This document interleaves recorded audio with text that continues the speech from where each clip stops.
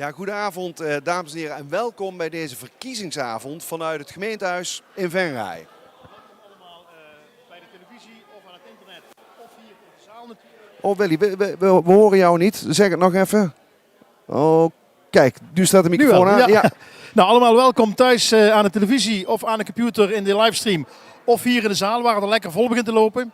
Helemaal goed. En mijn naam is Rob van Lieshout. Ik ben Willy Jansen. Ja, en vanavond, beste mensen, nemen we jullie mee hier bij de uitslagen van de gemeenteraadsverkiezingen. Ja, en ik ga in gesprek met alle lijsttrekkers van de partijen. En op het einde nog een keer met de burgemeester, denk ik. Dus we gaan eens zien wat het gaat worden. Helemaal goed. Dus Willy, jij gaat dadelijk inderdaad naar jouw plek hier in de ontmoetingsruimte. Ik blijf hier in de raadzaal. En op het moment dat de eerste uitslagen er zijn, ja, dan komen we vanzelf weer bij jullie terug. Maar eerst, lieve mensen, zijn we natuurlijk heel erg benieuwd hoe deze verkiezingsdag is verlopen. En daarvoor schakelen we nu heel even over naar onze verslaggever Fleur van Pillemaas TV. En als het goed is, heeft zij onze burgemeester bij zich. En die kan ons vast en zeker vertellen hoe dat deze verkiezingsdag hier in Venray verlopen is. Fleur, ben je daar? Ja, meneer de burgemeester, hoe beleeft u zo'n verkiezingsdag? Het is best wel een spannende dag. Vooral voor de alle lijsttrekkers van de 9 partijen. Voor de kandidaten van alle partijen, laten we dat ook niet vergeten. Maar ook voor mij loopt zo'n dag mooi, loopt zo'n dag goed natuurlijk. Ja. Hoe kijkt u dan terug op de afgelopen verkiezingsperiode in Venray? Vandaag was een mooie dag. Op alle stembureaus is het allemaal goed gegaan. En die zijn nu dicht. Dus de mensen die voor 9 uur nog stonden te wachten, die mogen misschien nog stemmen nu. Maar er worden geen nieuwe mensen meer toegelaten. Het is na 9, dus de stembureaus zijn dicht. En wat heeft de gemeente gedaan om stemmers te trekken? Best heel veel. Ik denk dat iedereen die door de gemeente heen in de gaten had dat er verkiezingen waren. Er stonden heel veel verkiezingsborden van alle politieke partijen. Er zijn een aantal debatten georganiseerd hier op het gemeentehuis. Op de website is er veel aandacht voor gevraagd. En ook op de social media. Dus ik denk niet dat veel mensen het ontgaan is dat er vandaag verkiezingen waren in heel Nederland en dus ook in de gemeente Venray. En heeft u enig idee welke thema's dan belangrijk waren voor de kiezer? Dat vind ik lastig om in te schatten. Ik kreeg zo'n vraag al eerder. Ik denk niet dat ik als burgemeester iets moet aangeven wat iemand nou belangrijk vindt en wat iemand niet belangrijk vindt. En waarom die dan dus naar een stembus gaat en op een partij of kandidaat stemt. Ja, dus voor mij is het onverstandig om daar als burgemeester veel over te zeggen. Ik hoop in ieder geval dat er veel mensen komen stemmen. En hoe zijn de verkiezingen dan verlopen vandaag?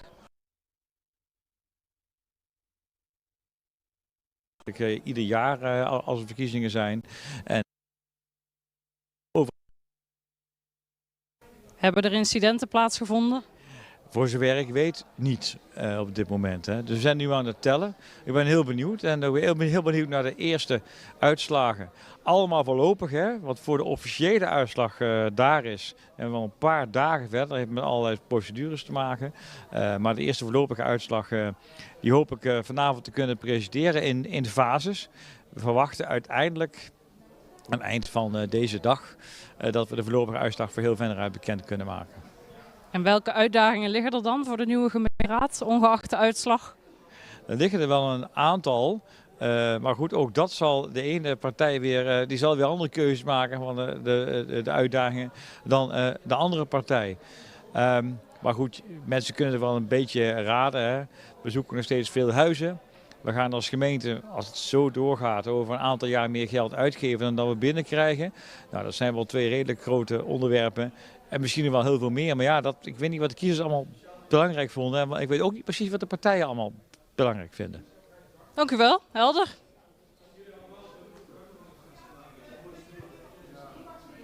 Mensen, gedurende deze avond komen de uitslagen van de verschillende stembureaus uiteraard hier in het gemeentehuis binnen.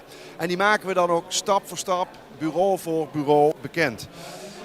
En als al die stembureaus zijn verwerkt op het einde van de avond, dan presenteren wij de voorlopige uitslag van de avond. En daarbij moet ik wel een kleine kanttekening maken, want de officiële voorlopige uitslag die volgt morgen op donderdag 19 maart. En dat komt omdat er gewoonweg een aantal wettelijke controles moeten plaatsvinden. En als die gedaan zijn, dan dus de voorlopige definitieve uitslag. De definitieve uitslag die gaan we pas bekendmaken over een week op donderdag 26 maart. En dan volgt ook de uitslag op persoonsniveau. En dan wordt ook duidelijk welke kandidaat-raadsleden uiteindelijk definitief gaan plaatsnemen in de nieuwe gemeenteraad van Venray. Ook belangrijk om even te vermelden is dat omdat het inwonersaantal gestegen is boven de 45.000 inwoners, dat we deze keer van 27 naar 29 raadzetels zullen gaan. Goed, maar zover is het nog niet, want die stemmen ja, ze zullen nu geteld worden. De bureaus zijn net gesloten. Daarvoor dus nog even geduld. Maar wat we nu gaan doen is, we gaan schakelen naar Willy. En Willy zal in 3 rondes met alle lijsttrekkers in gesprek gaan.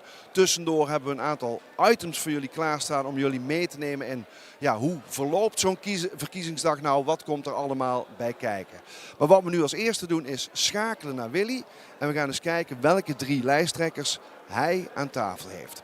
Willy, aan jou het woord. Goedenavond mensen, allemaal welkom in deze uitslagenavond van de gemeenteraadsverkiezingen 2026. Spannende avond, we gaan de uitslagen bekijken en aan deze talkshowtafel die we ook in het gemeentehuis hebben staan, ga ik praten met de lijsttrekkers van alle partijen die meedoen. We hebben gezegd, we gaan er geen debat meer van maken, want dat is een gelopen race. Vandaag eerste mensen aan tafel zijn Christian van Bommel van de BBB, een nieuwkomer in het Venraysveld. Zelf Christian niet helemaal nieuw. Wat heb je al politiek gedaan voor de BBB of eerder voor andere partijen? Ik heb voor de BBB heb ik dus op de Provinciale Statenlijst gestaan 4 jaar geleden, of 3 jaar geleden. En daar ben ik ook ingekomen, dus ik ben statenlid voor de provincie Limburg namens de BBB. En daar heb ik eigenlijk het vak geleerd. En daar heb ik ook geproefd wat politiek is. Ja. En dat het toch leuker is dan ik dacht. Leuker is dan ik dacht. Dat is een mooie opsteker voor mensen die twijfelen of ze nog wat gaan doen. Aan de andere kant van de tafel zit Henk Bisschops. En Henk fluistert me net in, want Henk zit eigenlijk aan de tafel voor de nieuwe partijen. Ja. En dat komt door de fusie van Partij van de Arbeid met GroenLinks. Ja. Maar Henk, jullie zijn de oudste partij in Venray. Ja. Hoe zit dat zo in elkaar? Ja, wij als Partij van de Arbeid zijn we in 1964 in de raad gekomen voor de eerste keer. En hebben dat tot nu toe dus volgehouden.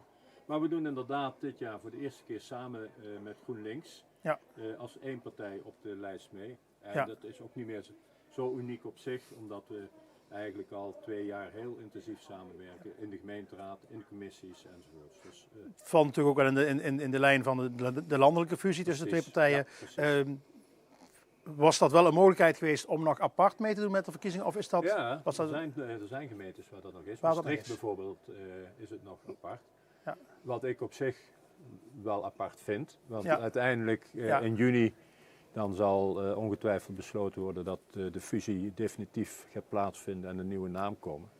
Dus wat er dan gaat gebeuren met partijen die apart in de gemeenteraad zitten, dat weet ik niet precies. Ja, dat is dan nog even de vraag. Ja, maar dat is ook aan hun. Ik bedoel, wij hebben er al eerder voor gekozen en dat werkt eigenlijk heel erg goed. Ja, oké. Christian, de BBB is eigenlijk in een vliegende start in de politiek begonnen. Hè. Tijdens de provinciale verkiezingen van een aantal jaar geleden ging het knijterhard. Werd zelfs groter dan PVV en dat was toch wel even een... dat was schrikken. Dat was schrikken. Voor jullie ook of niet? Voor ons was het ook wel een hele ding. Want je komt in bepaalde fases en dingen dat je denkt van oké, dan moet ik de lead gaan nemen. Ja. Maar dat hadden we absoluut niet verwacht. Nee, dat is... Wat denk je wat de grootste reden was waar dat succes in één keer vandaan kwam? Waar kwamen de meeste kiezers van af bij de BBB? Ik denk dat de kiezers toen echt wel van het CDA afkwamen. Echt wel dingen, maar ook heel veel proteststemmen zaten dat echt wel tussen over het hele stikstofbeleid natuurlijk. Wat toen helemaal big business was. Ik denk ook van de VVD dat we daar ook wel wat van weg hebben gesnoept. Ja, en mensen waren even boos en wouden we de boeren toch een hard onder de riem steken. Ja. En daarom zijn we in alle provincies destijds de grootste geworden. Ja. Ik had een kaartje gezien met echt heel veel groen van de BBB erin. Toen kwamen de Tweede Kamerverkiezingen. Toen ging het wel weer iets terug. De hoogste was af, maar je kon wel meeregeren. We zitten inmiddels in een situatie waar een nieuw kabinet is en het aantal zetels van de BBB is fors gedaald. Ja. De peilingen staan er ook nog niet zo heel goed voor. Is dit dan wel de juiste timing om in Venray een afdeling BBB te beginnen? Nou, wij zijn 2 jaar geleden eigenlijk begonnen met verkennende onderzoeken in elke provincie. Dus ik was verkenner voor Pelemaas. Diederik Nijhuis was het voor Venray. Dus we zijn overal gaan kijken van kunnen we überhaupt mensen krijgen. Dus de eis was vanuit landelijk dat we minimaal 7 man fanatiek op een lijst konden krijgen, wil je mee doorgaan. Nou, uiteindelijk zijn er 28 gemeentes die dat voor elkaar hebben gekregen, waaronder dat Venray er één was. En hebben wij gewoon gezegd van nou, daar moeten we kijken, hebben we goede mensen, kunnen we het aan en willen we het. En daarom doen we ook niet als BBB in alle gemeentes mee en doen we alleen maar de gemeentes waar wij denken dat de kans is. Plus in Venray is dat natuurlijk één groot voordeel in dat er 2 zetels extra bij komen. Ja. En dat is denk ik wel de kans om dan wel in te stappen. En je zit natuurlijk in een gebied waar jullie achterban actief is. Hè? De agrarische sector is hier. Ik denk niet alleen de agrarische sector, dat we echt een plattelands en echt een partij voor de regio zijn. Dus en daar willen we nou ook echt wel uitstralen.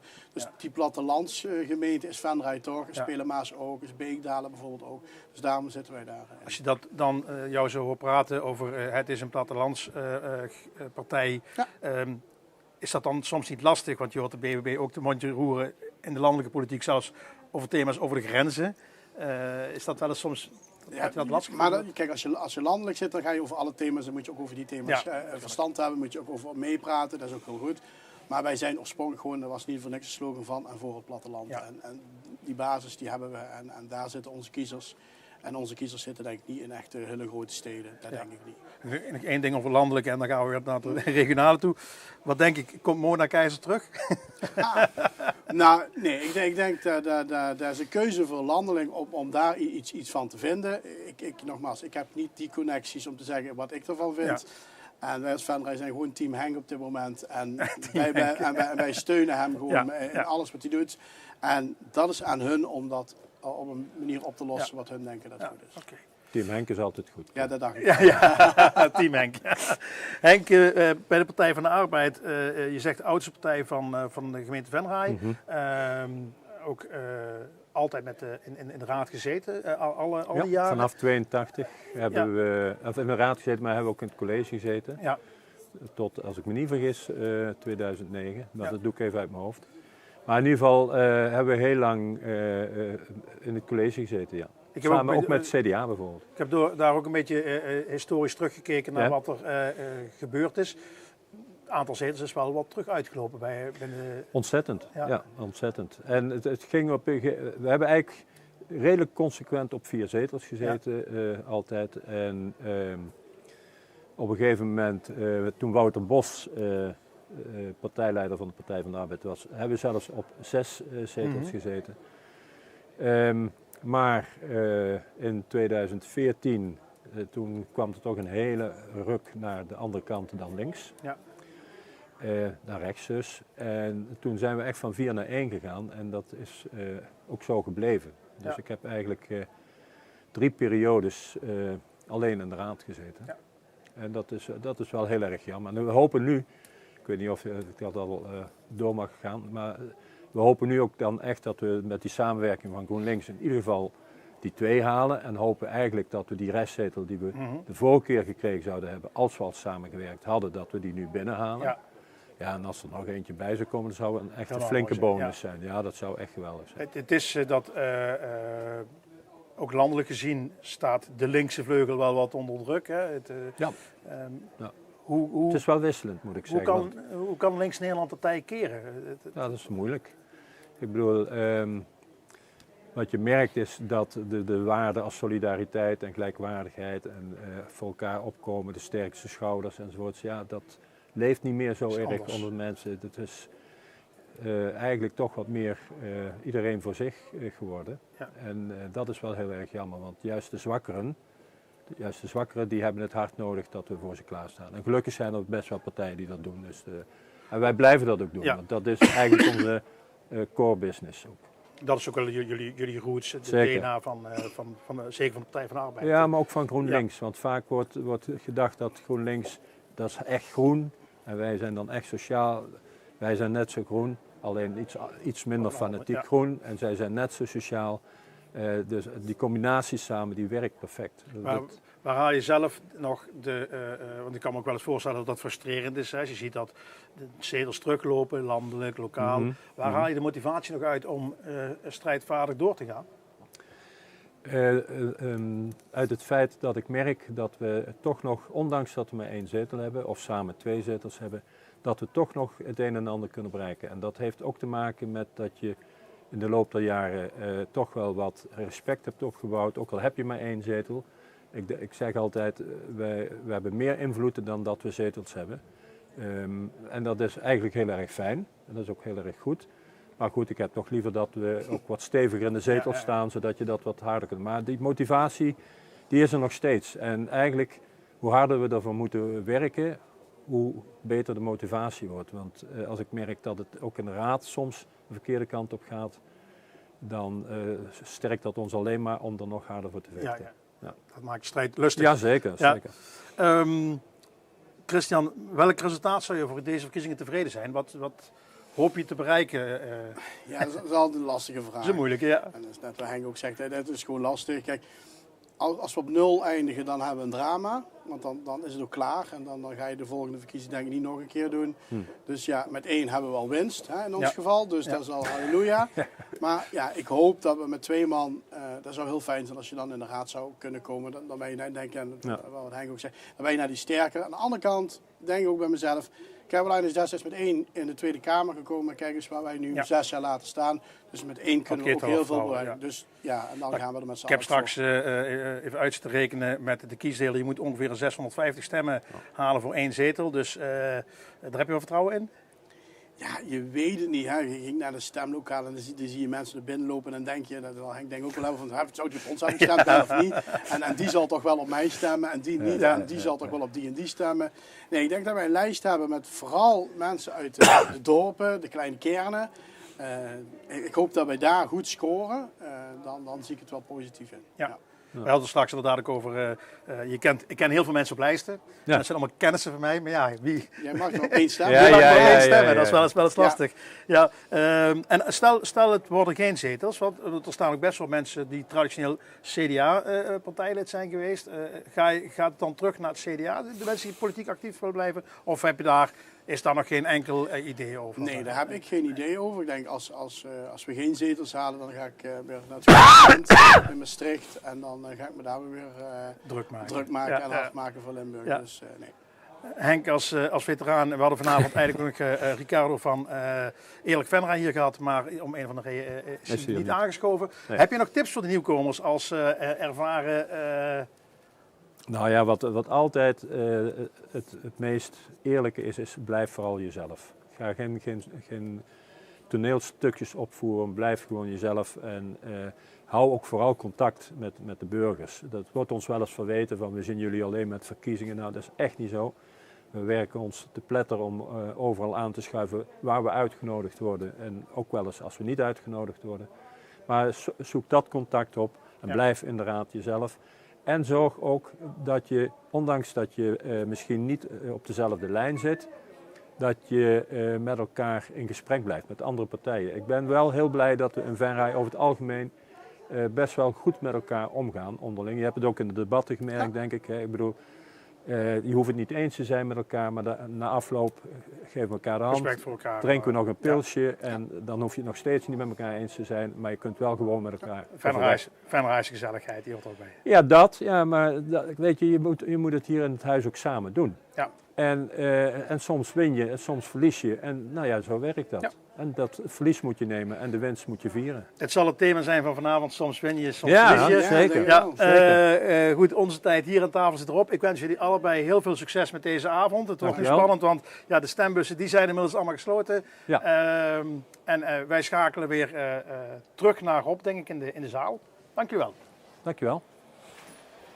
Ja, vanavond, beste mensen, draait het natuurlijk om de uitslagen. Maar het begint uiteindelijk allemaal bij dit zien ze niet in de zaal. Eerder vandaag brachten de mensen in Venray hun stem uit. En hoe dat uitzag, daar hebben we een korte impressie van gemaakt. Kijk even. Opende woensdagochtend de deuren voor de gemeenteraadsverkiezingen. De stemgerechtigden wisten de weg te vinden naar de Oesteram en Oosterum en halfweg in Venray. Nou, dat is gezellig. Welk probleem zou de gemeente moeten aanpakken? Ik weet niet hoe lang ik dan mooi moet blijven kijken. Toch wel een stukje achterstand van de winkels. En het winkelcentrum is niet heel aantrekkelijk meer. En dat is gewoon heel jammer. En nou het filmpje gaan jullie automatisch af van Willy doen we gaan aankondigen. Sommige wijken in Venray, de leefbaarheid mag daar iets verbeterd worden, denk ik. Nou, ik denk dat er wel heel veel problemen zijn. Maar om daar specifiek iets uit te halen.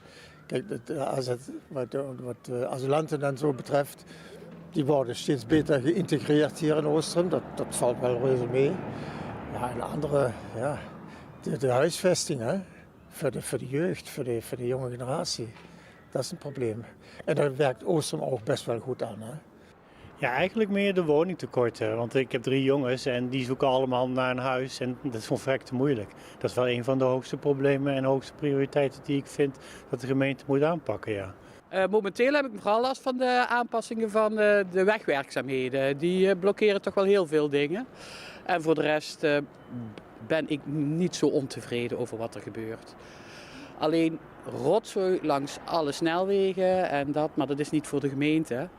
Maar dat zou ik wel ook heel fijn vinden als daar wat meer aandacht voor is. Dat er gewoon wat meer opgeschoond werd overal. Ja, woningbouw voor jongeren, maar ik ben zelf een senior. Ik heb al vaker aangegeven, ze moeten in Venray eigenlijk bouwen, ook voor mensen die gewend zijn op het platteland, noem ik het dan toch maar. Dat die wat meer willen hebben dan alleen maar opgehokt zitten in een appartementengebouw of in een ander complex, zeg maar, waar je gewoon geen buitenruimte hebt.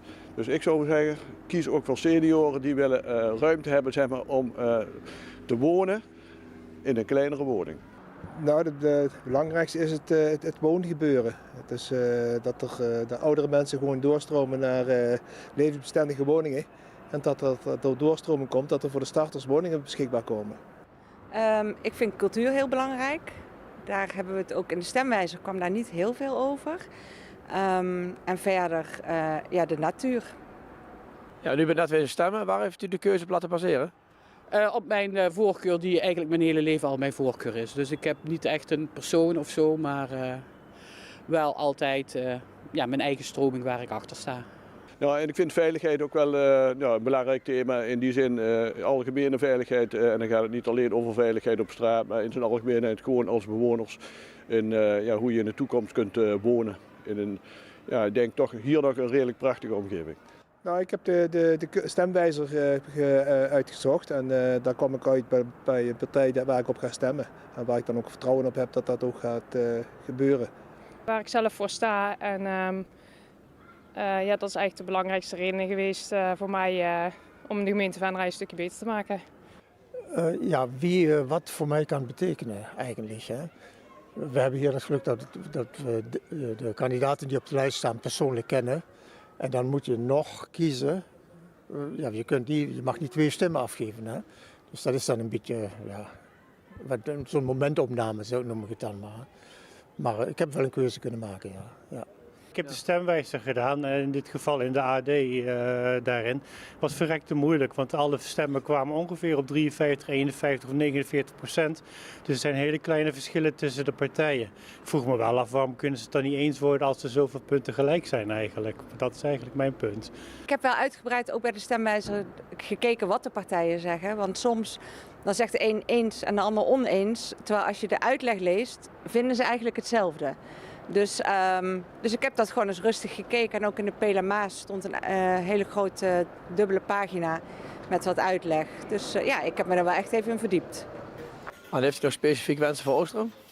Ik heb al eens vaker gezegd, ik ga veel zeg maar, op vakantie zeg maar, in allerlei dorpen en steden. En wat ik veel zie is zeg maar, dat er beter gedacht wordt hoe dat mensen met hondenpoep om moeten gaan. Kijk, hier in Venray hebben we nergens zeg maar, ja, dat je ergens iets hebt staan waar je een zakje kunt trekken en in een volg 100 meter verder weer weg kunt doen. En dat hebben ze heel veel gemeentes wel. En ik vind dat Venray en Oostrum daar misschien nog wel een voorbeeld aan kan nemen. Nou, het behoud van ons eigen Oostrum, zeg maar. Natuurlijk is Venray de politiek daar belangrijk voor. Maar we moeten wel in ons eigen dorp blijven en dat vind ik wel heel belangrijk. Ja, en heeft u nog specifiek wens voor de wijk of voor Venray? Nou, ik zou heel graag willen, want die aanpassing hier op de Stationsweg is pas gebeurd en ik woon hier langs. Dat ik de herrie en de snelheid weer wat gereduceerd kan krijgen. Want ik had gehoopt dat met de 2 rotondes die er zijn gekomen, dat daardoor de snelheid wat minder werd. Maar het lijkt nog meer racebaan. En waarschijnlijk komt dat omdat de fietsers nou ook niet meer op de rijbaan zijn. Dus ja, dan wordt het alleen maar leuker om nog hard te rijden. Stoor ik me mateloos aan. Ja, het verkeer eigenlijk. De laatste tijd ook 's nachts gewoon heel hard rijden in de wijk hier. Ook in Landweert en zo. En hier op de Stationsweg en de Hendrik Dunant gebeuren ook gewoon vreselijke ongelukken. En dat baart me wel zorgen, want ik ben zelf hier ook al 3 keer van het zebrapad afgereden. Dus dat eigenlijk. Ja. Wat ik belangrijk vind is, ik woon op de Marjolein en achter ons loopt de A73 en er lopen hoogspanningsmasten. En daar zijn we in 2024 zijn we daar volop mee bezig geweest en uiteindelijk is dat ook toegezegd dat de luut verhoogd moet gaan worden. En dat de hoogspanningskabels die weggaan. Dus dat is al prettig voor de leefomstandigheden van ons daar in die wijk. Alleen het probleem is dat Rijkswaterstaat daar op dit moment het talud, wat dus nog extra geluidbescherming geeft ten opzichte van de A73, dat die dat helemaal weggesnoeid hebben. Dus we hebben dan weer meer last nou van de weg. En dat is ook een belangrijk punt wat ik meegenomen heb in de overweging van welke partij ik wil gaan stemmen. Nee, ik vind het eigenlijk wel heel fijn wonen hier. Succes verder. Ik heb het vandaag toevallig. Hey, kijk eens even. Hey, je bent er ook.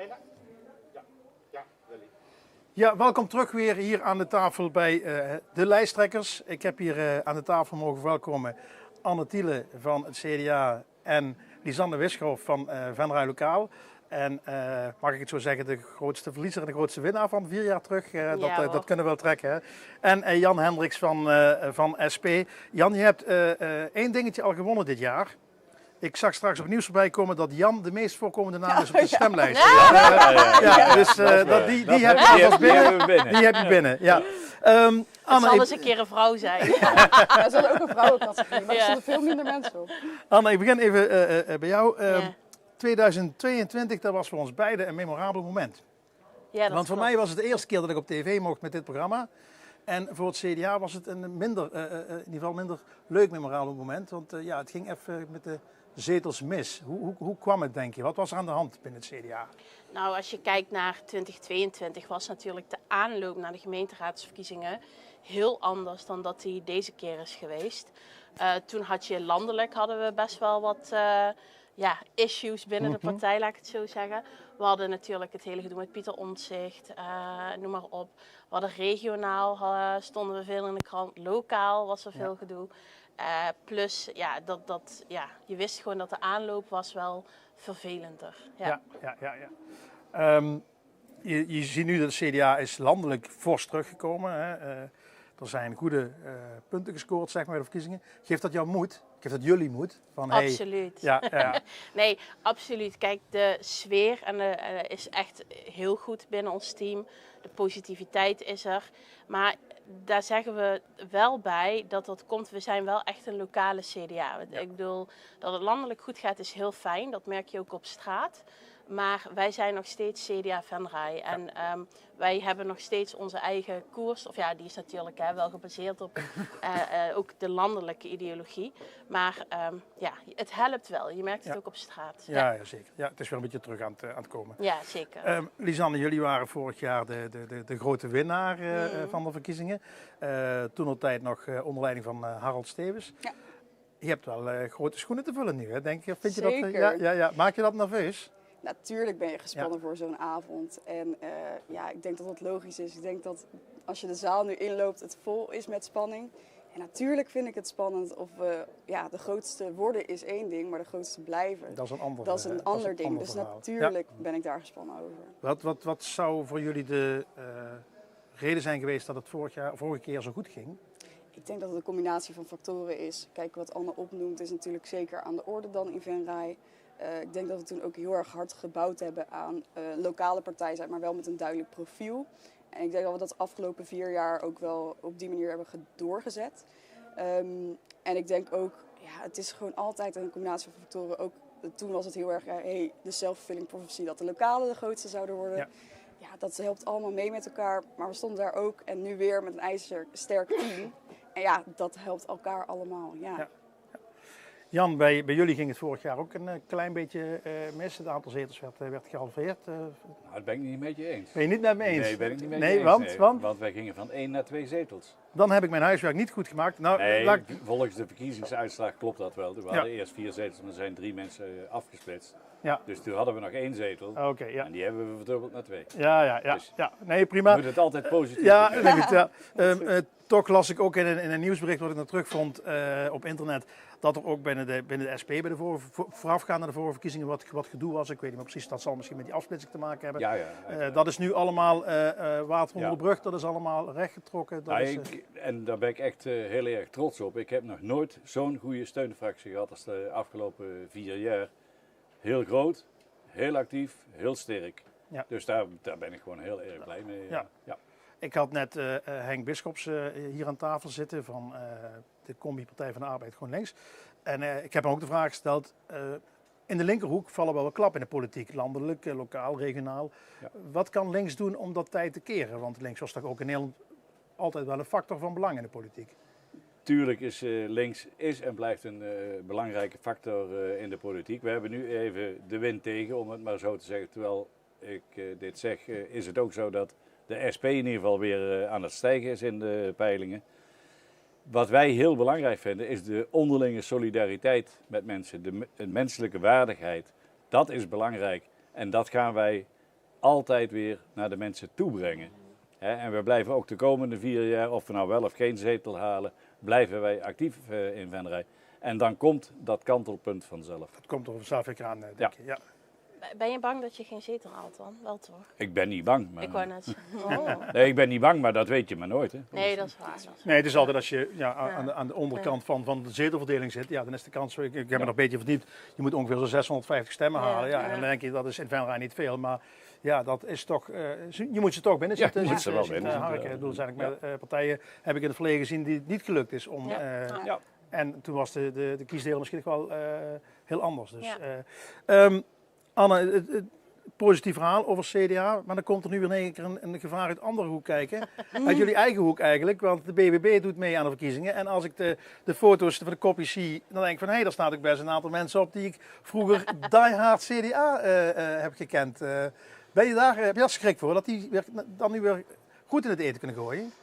Weet je, schrik heb ik niet. En dat komt omdat ik echt een stevast geloof heb in onze eigen groep, in ons eigen team. En hoe wij de afgelopen 4 jaar in de oppositie samen hebben gewerkt. En daar heb ik het volste vertrouwen in. En ja, er is een BBB bijgekomen. Ja, dat kan effect hebben op het CDA. Maar wij staan er en wij staan er sterk en daar ben ik super trots op. En aan de andere kant, de BBB is wel een partij... die ook, en dat vinden we dan wel enigszins fijn, zij laten ook wel enigszins hetzelfde geluid over het platteland horen. En wij vinden dat het geluid best wel sterker mag in de gemeenteraad. Dus op zich is dat ook weer niet verkeerd. Dus je zou dat ook dat effect kunnen parkeren door, als ze veel stemmen halen, daar de coalitie mee te beginnen? Of loop ik nu op zaken? Met de BBB? Ja? Nou, zullen we eerst de uitslag afwachten en dan gaan we kijken hoe verder. Ja. Wat ik zei, als ik de foto's zie van de BBB, dan zie ik echt een aantal heel bekende CDA-figuren van vroeger uit. Maar weet je wat het is, Willy? Ja, dat klopt. Maar wij zijn op dit moment, het is niet 2026, wij zijn het CDA Venray en wij hebben vertrouwde gezichten en we hebben nieuwe gezichten. En dat is nodig als je samen vooruit wil komen. Dat begrijp ik, maar de vraag die ik eigenlijk wil stellen, dat geldt voor jullie ook een beetje met afsplitsers. Doet dat ergens pijn in je hart als je mensen ziet vertrekken? Of is het van, dit is politiek, dit is hoe de business loopt? Maar wij hebben nooit een raadslid of iets zien vertrekken de afgelopen jaren. Het waren mensen die misschien heel verder in het verleden bij ons zijn. Maar we hebben geen afsplitsers of wat dan ook gehad. Het team wat er 4 jaar geleden stond, staat er nu nog steeds. En is aangevuld met nieuwe energie, nieuwe mensen, met een frisse blik. Dus wat dat betreft zien wij dat niet zo. Ja. Bij jullie is ook een afvallige geweest, hè? Amira is heel groot gezegd, hè? Die zit nog steeds in de raad. Ja, maar het is wel afgesplitst van Venray Lokaal. Er staat nu bij samenwerking op plek 3. Ja. Levert zoiets zorgen op van, die had bij ons misschien wel stemmen kunnen trekken en die gaan nu naar de... Als iemand gaat, dan is dat altijd omdat iemand zich niet meer thuis voelt. En dan stimuleer ik alleen maar om niet te blijven met gevoelens waar je niet thuis voelt. Volgens mij is dat nooit wenselijk. En als je kan alles rekenen, maar dan zit daar weer iemand en dan kan je dat erbij optellen. Ja, dan kan ik nodeloos rekenen en dat doe ik graag, want statistieken vind ik leuk. Maar uiteindelijk gaat de kiezer toch bepalen. Je weet nooit waarom iemand zoveel stemmen heeft of dit en daar. Laten we het gewoon maar zien. Ja. Maak je niet zo druk over? Nou ja, niet actief. Nee, niet op die manier, nee. Ja. Als je nu terugkijkt op de afgelopen 4 jaar dat jullie in die coalitie mee hebben mogen doen. Waar ben je nou het meest trots op wat de coalitie bereikt heeft? Of wat Venray bereikt heeft? Hè? Want ook de oppositie zal af en toe wel eens toch meegaan met een voorstel. Ja, nee, zeker. En dat doen we in Venray ook best heel goed hoor. Als je kijkt naar hoe voorstellen het gehaald hebben, is dat vaak best breed. Ik denk dat er weinig voorstellen zijn die 13, 14 zijn geweest. Dus in Venray gaat dat heel goed. Ja, keuzes maken, dan ga je altijd dingen vergeten. Maar ja, een aantal dingen ga ik er dan toch noemen. Dat de kunstwerkplaats kan blijven zitten waar die zit. Daar ben ik heel blij mee. Dat is een heel belangrijk initiatief. En dat ze daar een plek hebben, ben ik heel gelukkig mee. Dat we een nieuwe Jera hebben neergezet, ben ik heel blij mee. Zeker voor de jeugd. Je kent mijn geschiedenis, daar ben ik persoonlijk ook heel erg blij mee. Dat snap ik, maar dat vind ik ook heel fijn.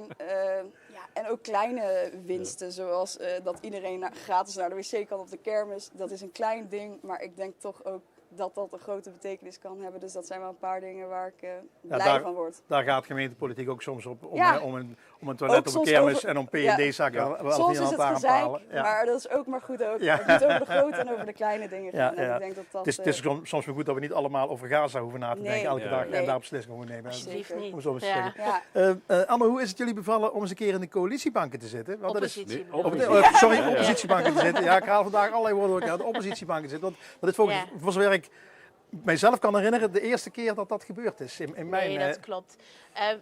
Heel eerlijk, 4 jaar terug was dat natuurlijk voor ons best wel wennen. Want ja, dat was voor ons, dat waren wij niet gewend. Dus dat was wennen, dat was zoeken, samen. Want dat hebben we echt samen gedaan. En we hebben altijd, en daar ben ik wel super trots op, altijd aan onze eigen koers vastgehouden. En met de tijd ging dat beter. En op een gegeven moment heb je er ook een beetje plezier aan. Maar bij ons heerst wel het gevoel, het is tijd dat we weer wat kunnen doen. Je bent eager om weer aan de bak te gaan. Jan, jullie hebben 4 jaar geleden kans gekregen om met het linkse blok, noem ik het dan maar even, deel te nemen aan de coalitie. Ik heb teruggelezen dat toen is blijven hangen op een kwestie dat er dan geen wethouder zou komen uit jullie partijen. Ja. Vind je dat achteraf niet een gemiste kans? Want anders had je mee kunnen regeren, om het zo maar even te noemen. Ja, maar als je mee gaat regeren, dan wil je ook echt meedoen. En dan moet je dus ook een wethouder kunnen leveren. En dat ging op dat moment niet. Er waren, en er zijn best een aantal goede punten die in het coalitieakkoord zijn blijven staan. Omdat wij die ingebracht hebben, ook samen met PvdA en GroenLinks. Daar gaat het niet om. Maar als je dan dat niet kunt verzilveren met een wethouder, ja, dan moet je daar niet aan deelnemen, denk ik. Dan moet je zeggen van, dat gaan wij niet doen deze keer. Dus, en daar staan we nog steeds achter van, je moet echt mee kunnen doen of niet. Dus, je moet aan de knoppen zetten. Je moet ergens aan de knoppen kunnen draaien. En het meest hilarische was natuurlijk dat een SP-lid gevraagd werd om wethouder te worden voor Venray Lokaal.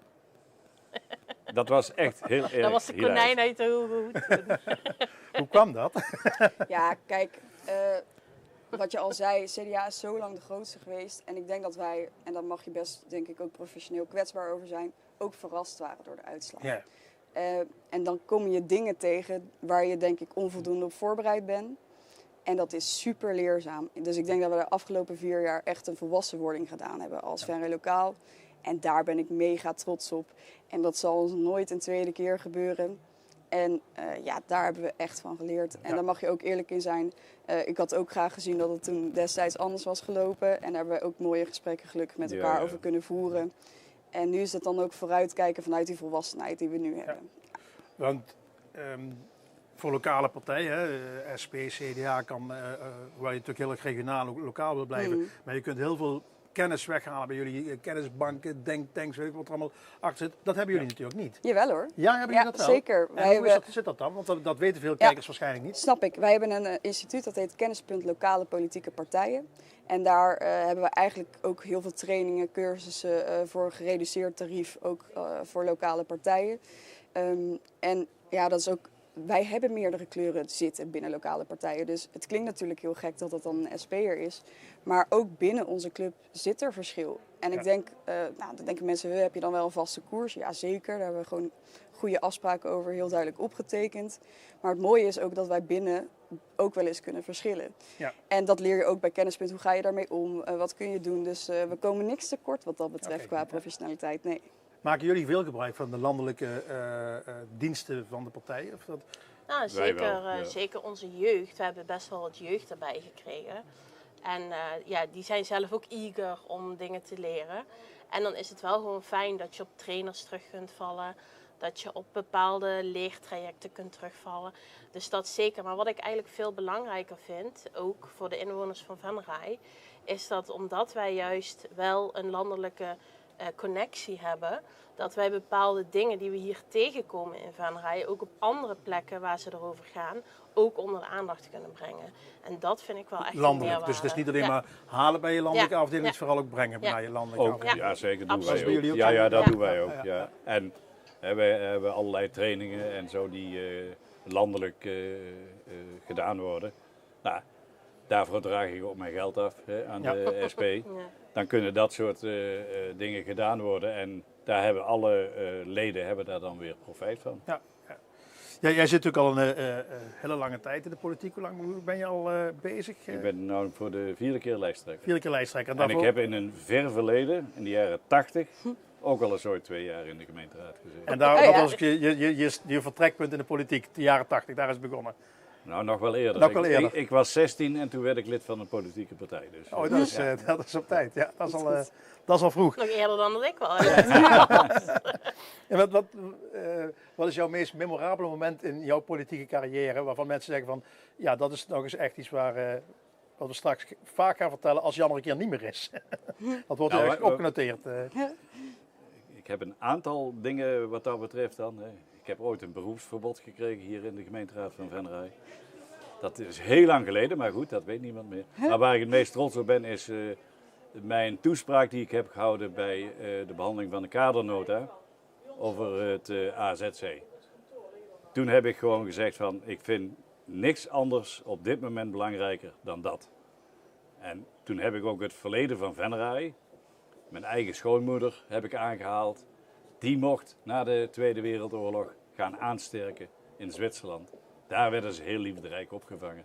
Nou, dat soort dingen heb ik toen verteld en daar ben ik nog steeds apetrots op. Ja. Die moeten we nog eens een keer terug gaan kijken. Dan dat is zeker de moeite waard. Zeker, dat kan ik bevestigen. Dat was een heel mooi verhaal. Ja.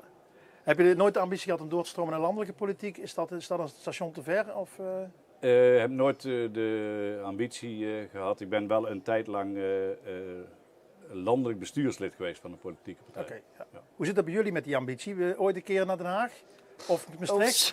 Meteen een diepe zucht. Nou, dat moet ik vooralsnog niet aan denken. Ook als je ziet hoe dat landelijk gaat af en toe. Ik denk dat, en dat vind ik dus ook het mooie van hier zitten. Hier gaan we nog echt fatsoenlijk met elkaar om. Hebben goede gesprekken met elkaar. Ik sluit niet uit dat dat landelijk ook gebeurt. Maar ik denk dat je dat op lokaal niveau makkelijker doet dan dat ik hoorde nu in Den Haag net ook bij de andere 2 lijsttrekkers ook terug dat het hier wel... ook met respect en gezelligheid. En het zal af en toe best wel eens klappen. En wat je in de krant leest, dat is het misschien ook wel eens een keer wat smeurig gemaakt. En misschien gebeurt er landelijk ook wel. Maar ik moet inderdaad erkennen, als ik sommige debatten in de Tweede Kamer zie, dan denk ik van, waar zijn we in terecht gekomen? Ja, maar ook in andere gemeenten. Dus denk ik als je al een paar 100 meter verder kijkt of een paar kilometer verder, dan gaat het er anders aan toe. Heel anders. Toch beter het gezellig. Daar mogen we met z'n allen trots op zijn. Serieus. Ja, en ik hoop echt dat dat na de verkiezingen ook zo houden. Hier met elkaar omgaan, daar mogen we echt trots op zijn, vind ik. Nou, dat moeten we zo houden. Anne, je zei net al, het wordt tijd dat we weer aan de slag kunnen. Ja. Stel het hoge woord kunt er vanavond uit en je kunt zien op basis van je stemmen dat je het heel goed gedaan hebt. Stel morgen gaan we aan de bak. Wat ga jij als eerste oppakken? Wat zou je nou echt, waar je denkt van dat ligt al te lang stil of dat moet anders? Wat is jouw eerste... Het zijn eigenlijk 2 dingen. Mag ik het je mag ook 2 dingen. Ja, voor mij mag dat.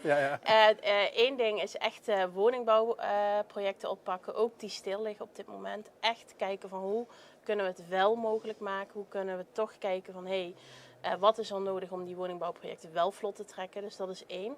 En 2, wat ook voor ons natuurlijk een hele belangrijke is Nee, trouwens, ik ga er 3 noemen. Nee, 2 is het niet. 2 is het platteland. Wij vinden wel echt dat we duidelijkheid ook als gemeente moeten gaan geven over wat we economisch wel, wat er allemaal mogelijk is dadelijk. Want dat is echt nodig. Die zitten echt, heel veel ondernemers in het buitengebied zitten daarop te wachten. En 3, de NLW. Ja. Zorgen dat er beschutte werkplekken staan op 1 januari 2027. Prima. Goed, we gaan bijna afronden, want we gaan zo meteen terug naar Rob. Ik heb nog 1 vraag voor Lisanne. Wanneer gaat jouw Venraayse les beginnen? Ik ga mijn best doen, maar ik weet niet wanneer ze dat aan gaan bieden. Dus ik moet nog even bij Veldeke erachteraan. Ik vond het een leuk filmpje. Fijn. Dames en heren, bedankt. Succes met de verkiezingen en we spreken elkaar straks wel even in de zaal. Helemaal goed. Dank je wel. Succes. Gaan we weer even terug naar de zaal. Stemmen die zijn binnen, beste mensen. En het tellen is dus begonnen. Sterker nog, dat is volop bezig. Oh. En dat is een precies werkje waar achter de schermen op dit moment dus heel hard aan wordt gewerkt. En hoe dat nou...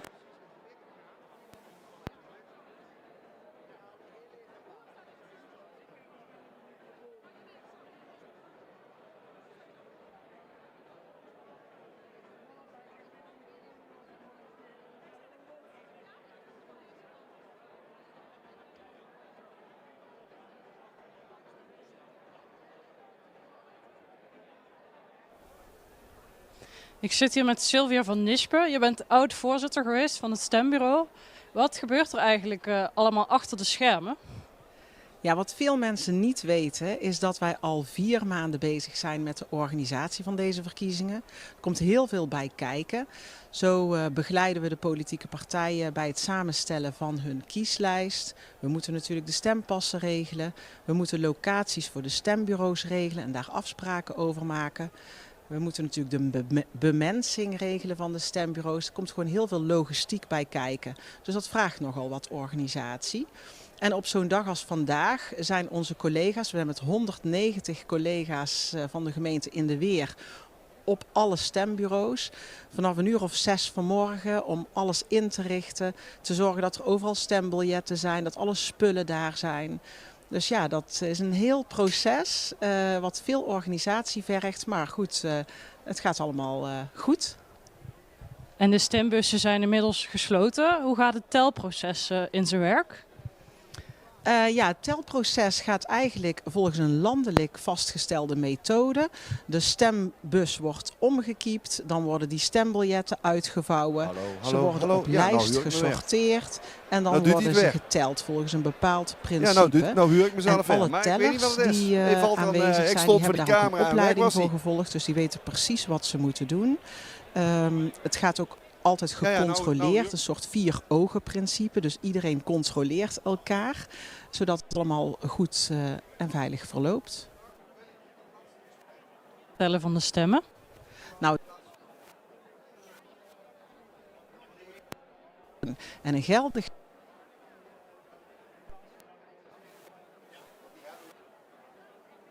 Dan hebben we een geldig stembiljet. Dat is het belangrijkste. En hoe zorgt het stembureau er dan voor dat het proces eerlijk en zorgvuldig verloopt? Kleine wijziging in het draaiboek. Willy gaat zo ieder meteen stembureau heeft een voorzitter en die zorgt ervoor dat het hele proces van dat tellen goed verloopt. De medewerkers van het stembureau of de tellers die hebben daar allemaal een training voor gehad, een soort e-learning. Dus die weten precies wat van hun verwacht wordt. Er zitten controlemechanismen ingebouwd, dus eigenlijk kan dat niet misgaan. En kun je al wat zeggen over de opkomst? Ja, en nou ik kan we dat de laatste cijfers werken. van 8:45, die laten eigenlijk zien dat we nipt iets meer hebben, een iets hogere opkomst dan in 2022. Dus daar zijn we natuurlijk heel erg content mee. Zijn er dan verder nog dingen opgevallen ten opzichte van de verkiezingen in 2022? Nou, wat we vooral terug horen van de stembureaus is dat de mensen die zijn komen stemmen vooral heel opgewekt zijn. En dat had vooral te maken met het mooie weer. Iedereen kwam binnen en maakte een opmerking van: oh, het is toch een mooie dag vandaag, een perfecte dag om een stem uit te brengen. Dus dat is een beetje wat we zo terug horen. Positieve en opgewekte mensen. Heel fijn. Hoeveel stemmen zijn er dan ongeveer nodig om 1 zetel te bemachtigen? Ja, daar hebben we straks even een vlugge rekensom in gemaakt. We hebben nog niet de totale opkomst, dus we kunnen het nog niet echt definitief zeggen, maar we verwachten ongeveer 650 stemmen voor 1 zetel. Wanneer kunnen we dan een eerste uitslag verwachten? Ja, we zitten al volop te appen, want wij denken dat de eerste uitslagen er ieder moment aan kunnen komen. Dus dat wordt heel spannend. Spannend.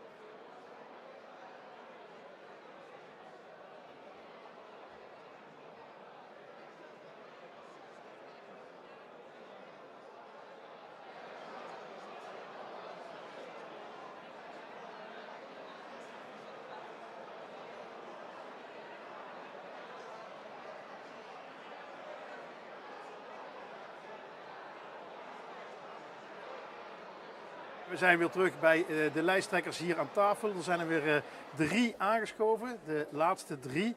En niet de minste, want er zijn ook 3 lijsttrekkers die allemaal een wethouderspost vervullen op dit moment in het Venraaise. We hebben bij ons Daan Jansen van de D66, Wim de Schrijver van de VVD en Marten Leenders van Samenwerking Venray. Welkom aan tafel. Spannende avond.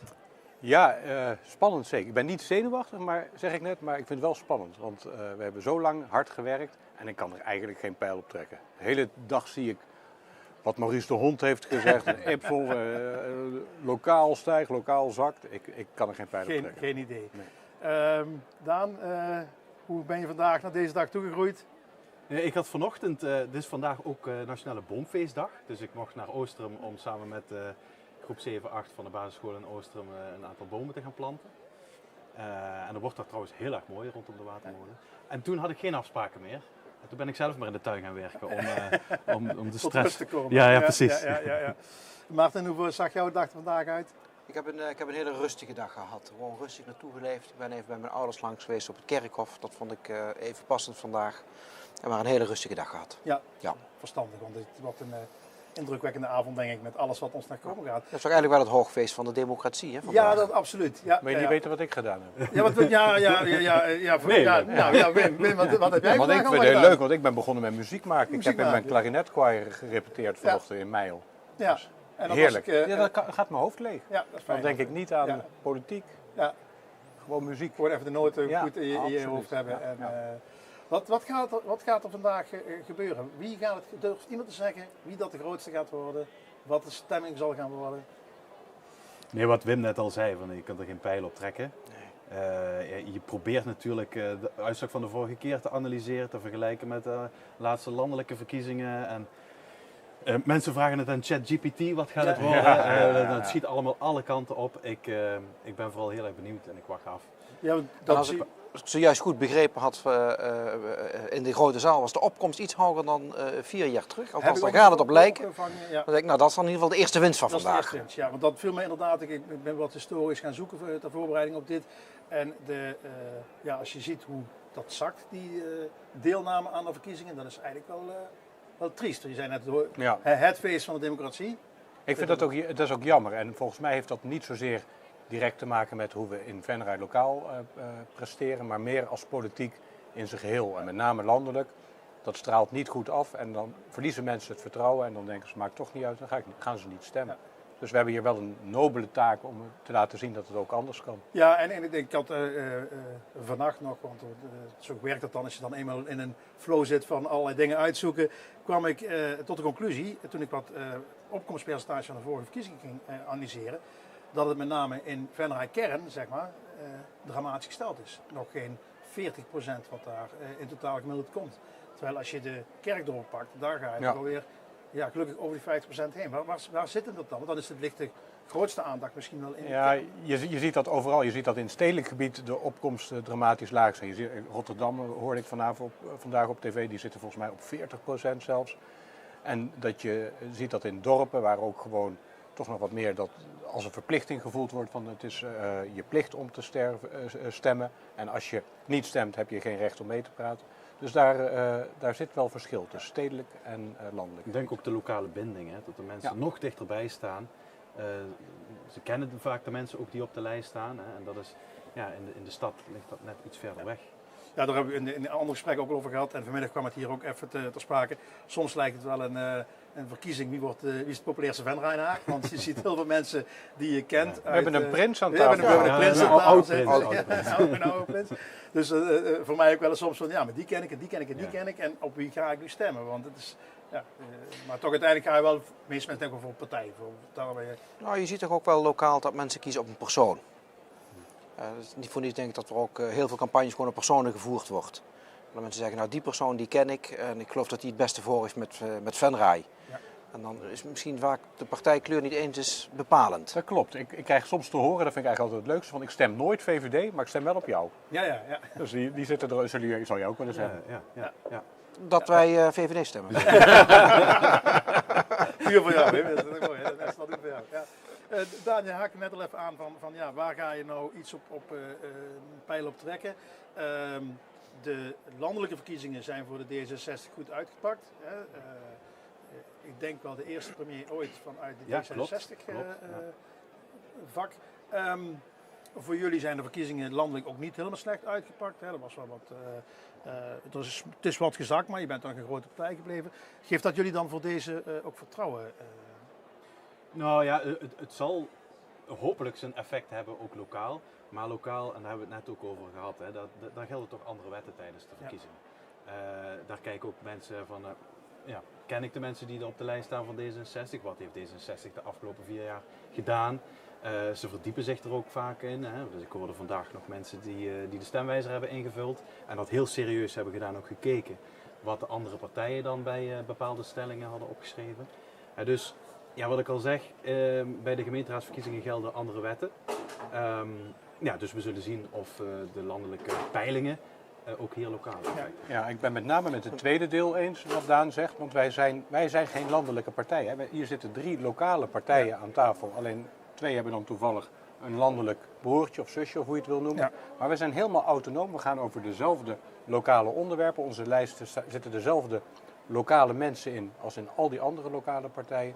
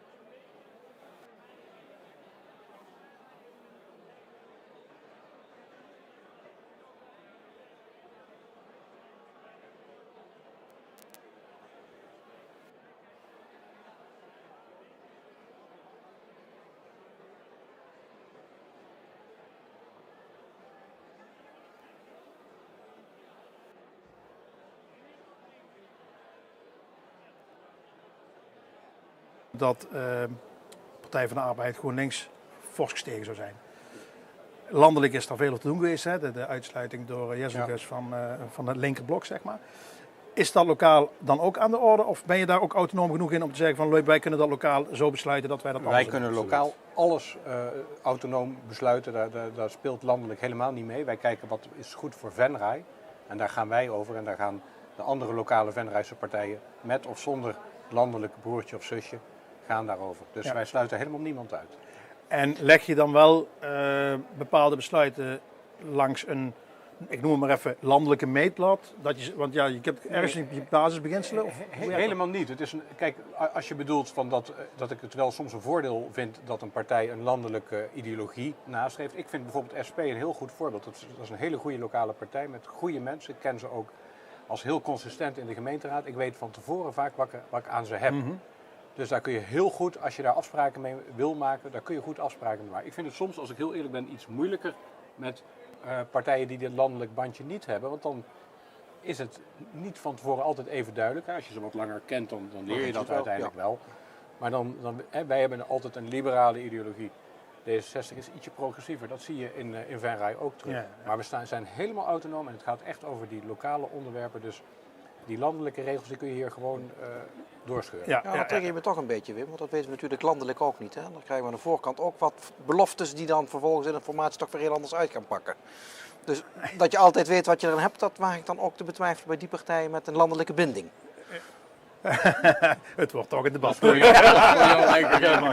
maar wat je zegt, wat lastiger vind ik, dat is wederzijds lastig. Ja. Maar nee, ik denk dat mensen zeggen dat natuurlijk vaak, dat slaat ook een hele deuk in het vertrouwen van de politiek.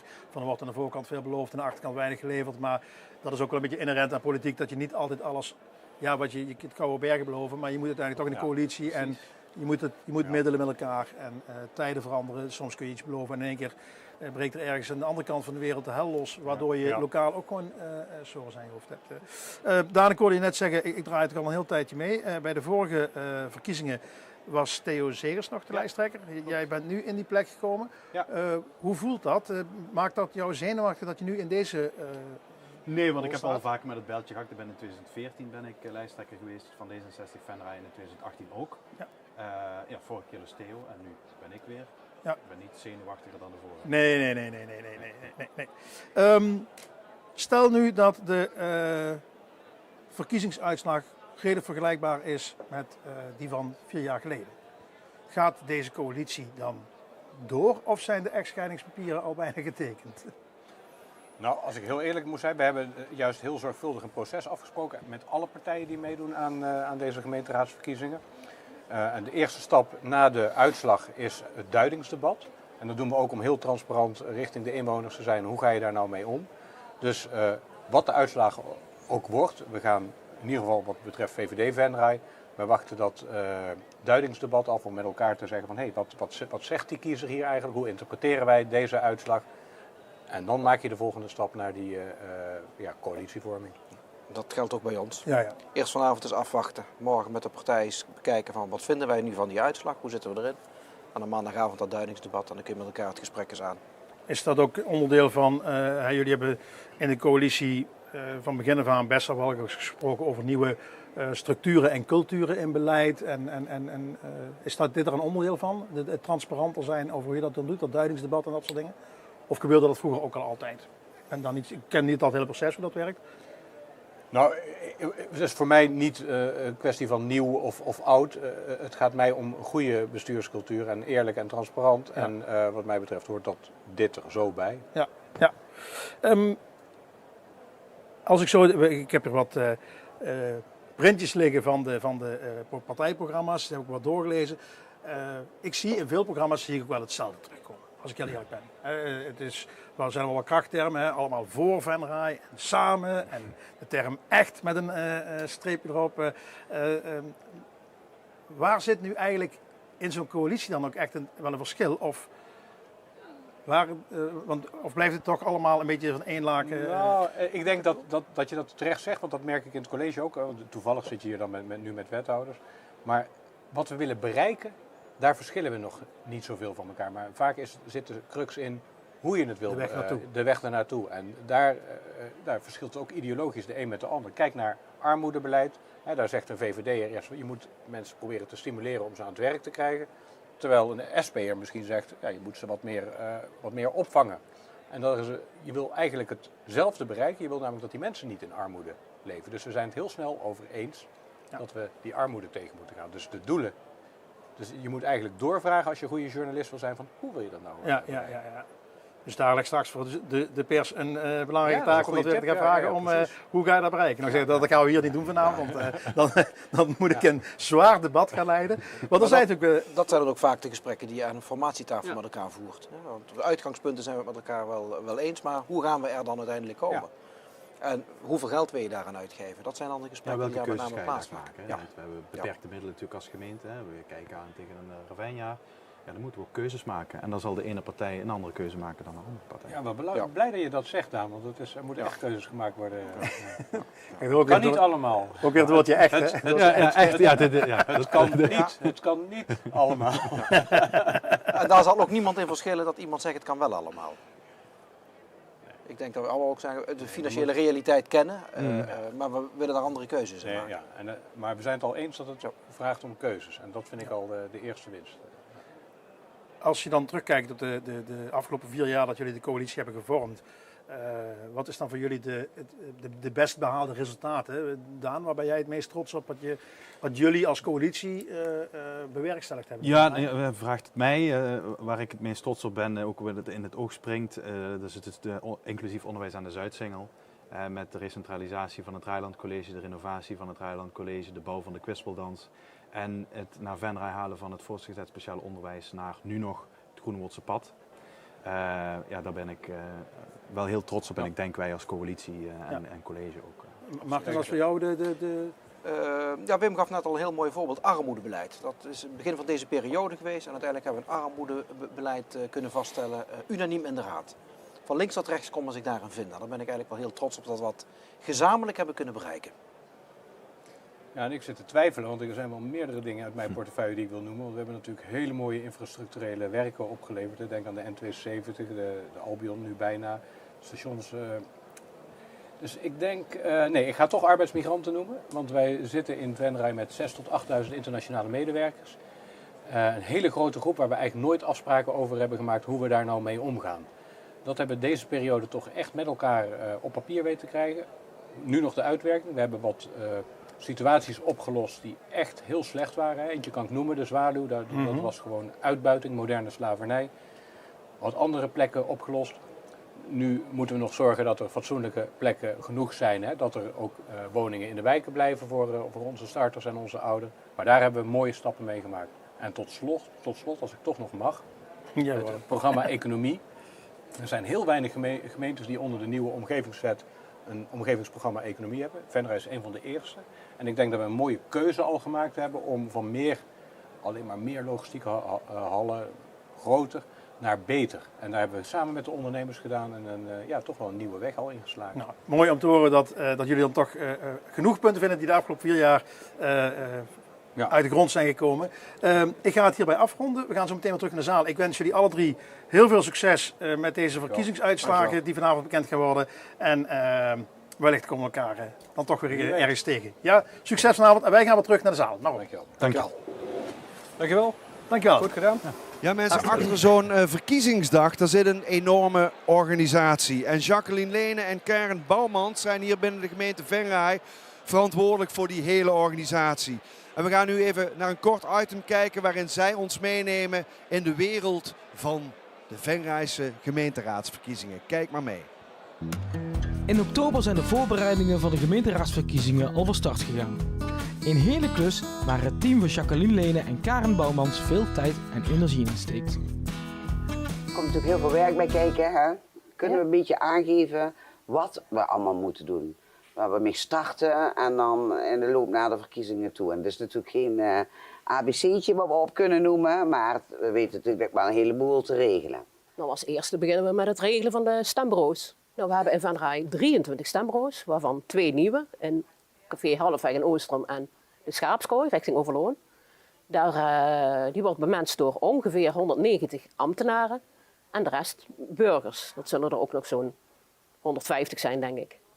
Alle stembureauleden moeten een e-learning volgen, of dat nou een voorzitter, een plaatsvervangend voorzitter, een stembureaulid is of een teller. En alleen wanneer ze geslaagd zijn, mogen ze ook daadwerkelijk op het stembureau gaan plaatsnemen. Het verschil tussen gemeenteraadsverkiezingen en alle overige verkiezingen die we in Nederland kennen, is dat de gemeente zelf voor 100% in charge is met betrekking tot de gemeenteraadsverkiezingen. Dus van het beginpunt, de kandidatenlijsten, tot en met het eindpunt, de definitieve uitslag, valt onder de verantwoordelijkheden van de gemeente zelf. Bij alle overige verkiezingen hebben we een gemeentelijk stembureau. Dat hebben we ook bij de gemeenteraadsverkiezingen. Maar daarnaast hebben we bij de gemeenteraadsverkiezingen het definitieve orgaan die zowel de kandidatenlijst vaststelt als de einduitslag. En dat is het Centraal Stembureau. Beide bureaus worden bezet door 5 personen. En dat zijn 5 verschillende personen per stembureau. En zo'n dag van de stemming beginnen we heel vroeg in de ochtend, om 1:06. Want dan komen de voorzitters of hun plaatsvervangers de spullen ophalen. En met spullen, dat bedoelen we de processenverbalen, het register ongeldige stempassen en natuurlijk de stembiljetten, niet te vergeten. Die worden op een bepaalde volgorde in een schema opgehaald. Dan zorgen de voorzitters en de plaatsvervangend voorzitters ervoor dat om 7:30 hun stembureau helemaal geopend kan worden, dat het voldoet aan de eisen. En dan begint de dag van de stemming. Dan zijn we eigenlijk de hele dag een soort vraagbaak. Dat er een twijfelgeval is van, is dit een geldig stembiljet? Mag iemand geholpen worden of niet geholpen worden? Daar zijn ook wel heel veel restricties aan. Ja, een vlag die niet uitgevouwd kan worden, noem het maar op. Van de meest uiteenlopende taken zijn we die dag. We zijn eigenlijk een soort vliegende kippen voor vragen. Dan komen de voorzitters en plaatsvervangend voorzitters met hun procesverbaal naar de balie. En die worden dan gecontroleerd op volledigheid, staan alle handtekeningen erop, is alles netjes geschreven, want die moeten allemaal gepubliceerd worden op de website. Als wij het goed bevinden, dus dat we denken, nou hier zitten geen rare dingen bij, dan keuren wij het met een bepaalde kleur goed, dan wordt het opgeborgen in de kluis. En dan is de volgende dag de zitting, zoals we al vernoemden, van het gemeentelijk stembureau. En wij gaan adviseren aan dat gemeentelijk stembureau. Van de 23 stembureaus zijn er als voorbeeld 20 uitmuntend. Daar gaan wij vanuit dat de processenverbalen volledig kloppen. En bij 3 hebben wij gereden twijfel. Wij adviseren jullie om die 3 stembureaus opnieuw te laten hertellen. Ja, want al die uitslagen van die procesverbalen moeten handmatig ingevoerd worden in de software van verkiezingen. En daar komt dan een totaalbestand uit. Dat uploaden wij in een portaal van de kiesraad. Daar volgt een data-analyse over van de kiesraad. Deze keer wel, ja. En een data-analyse moet je eigenlijk een beetje, maar dan zal ik het heel gechargeerd in de aapnoot-miestaal vertellen. Dan gaan ze kijken, zijn er rare dingen? Zijn er bijvoorbeeld op 1 stembureau alleen maar alle stemmen uitgebracht op 1 partij? Of heb ik heel veel blanco stemmen? Vaak kunnen we dat wel uitleggen en dan wordt het ook geaccepteerd. Hè? Maar er zijn natuurlijk ook altijd dingen die je niet uit kunt leggen. En dat betekent ook die data-analyse, zoals we al eerder vertelden. We hebben meer stempassen als dat we stembiljetten hebben of andersom. Hertellen. En dat hadden we eigenlijk al van tevoren moeten merken toen het procesverbaal werd opgemaakt. Daar hadden we dat al uit kunnen halen. Na de verkiezingen hebben we een GSB, een gemeentelijk stembureau. Die controleert alle processenverbalen van onze 23 stembureaus. Geeft daar ook bij aan als er twijfel ontstaat. Of wij geven dat in de voorhand aan van, we zouden deze toch maar gaan hertellen. Dat gebeurt allemaal daags na de verkiezingen, dus donderdag 19 maart. Dan krijg je een compleet proces. Dat proces dat wordt gecheckt door het Centraal Stembureau, die in de loop van de dagen daarna bij elkaar komen. En daarin moeten ze ook nog meenemen of er gereden klachten van burgers komen.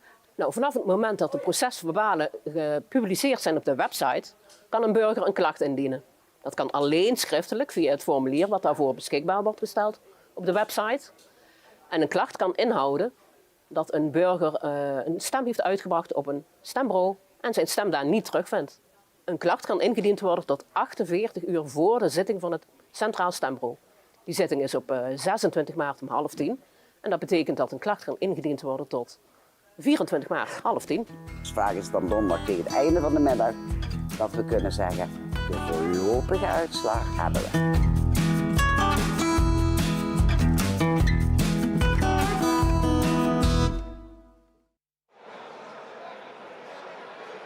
Ja, oké, daar ben ik. Beste mensen thuis, u ziet mij nu voor het eerst op het podium van de raadzaal. Maar ik ga me nu even richten tot het publiek hier in de zaal. Want die hebben een klein beetje geduld moeten hebben, maar het is nu toch zover. We gaan beginnen met de eerste uitslag die we kunnen bekendmaken. En zoals ik dat hier net al verteld had, dat is stembureau 22, stembureau 2 keer 11 en dat is de Loef in Vredepeel. En wat we zien, daar zijn 201 kiesgerechtigden. Een opkomstpercentage van 65,17, aantal stemmen 131. Ik stel voor dat ik dat niet iedere ronde ga benoemen, want dat kunnen jullie lezen. Heb ik nu 1 keer gedaan. Wat ik wel ga doen iedere ronde is het aantal stemmen per stembureau. We beginnen met Venray Lokaal, die kreeg daar 8 stemmen. CDA kreeg daar 66 stemmen. VVD kreeg daar 6 stemmen. D66 2 stemmen. Samenwerking Venray 2 stemmen. GroenLinks, Partij van de Arbeid, 1 stem. De SP, 2 stemmen. Eerlijk Venray, ook 2 stemmen. En de BBB kreeg in Vredepeel 42 stemmen. Dit zegt uiteraard nog niks over de einduitslag, beste mensen. Goed, we zijn hier dus begonnen. We schakelen nu heel even terug naar Willy, want die heeft de burgemeester bij zich zitten. En daarna komen we heel snel met heel veel meer uitslagen bij u terug. Tot zo. Ja, we zijn weer terug aan onze talkshowtafel hier in het gemeentehuis. En bij mij aan tafel de laatste gast van vanavond, de burgemeester van Venray, Michiel Uithaag. Welkom. Fijn dat u even met ons in gesprek wilt. Ontzettend leuk, ja. Ja, u zijn met een mooie setting alles. Het is ook technisch wat er allemaal gebeurt hier is mooi om te zien. Net kwam de eerste uitslag binnen. Zat daar voor u al een verrassing bij? Of, Weet u, ik heb me voorgenomen de hele avond daar nooit over te spreken. Okay. Want als de burgemeester zou denken, nou dit is de uitslag en die wijkt er vanaf. Ja, dan denken de mensen, waarom vindt de burgemeester dat? Hè?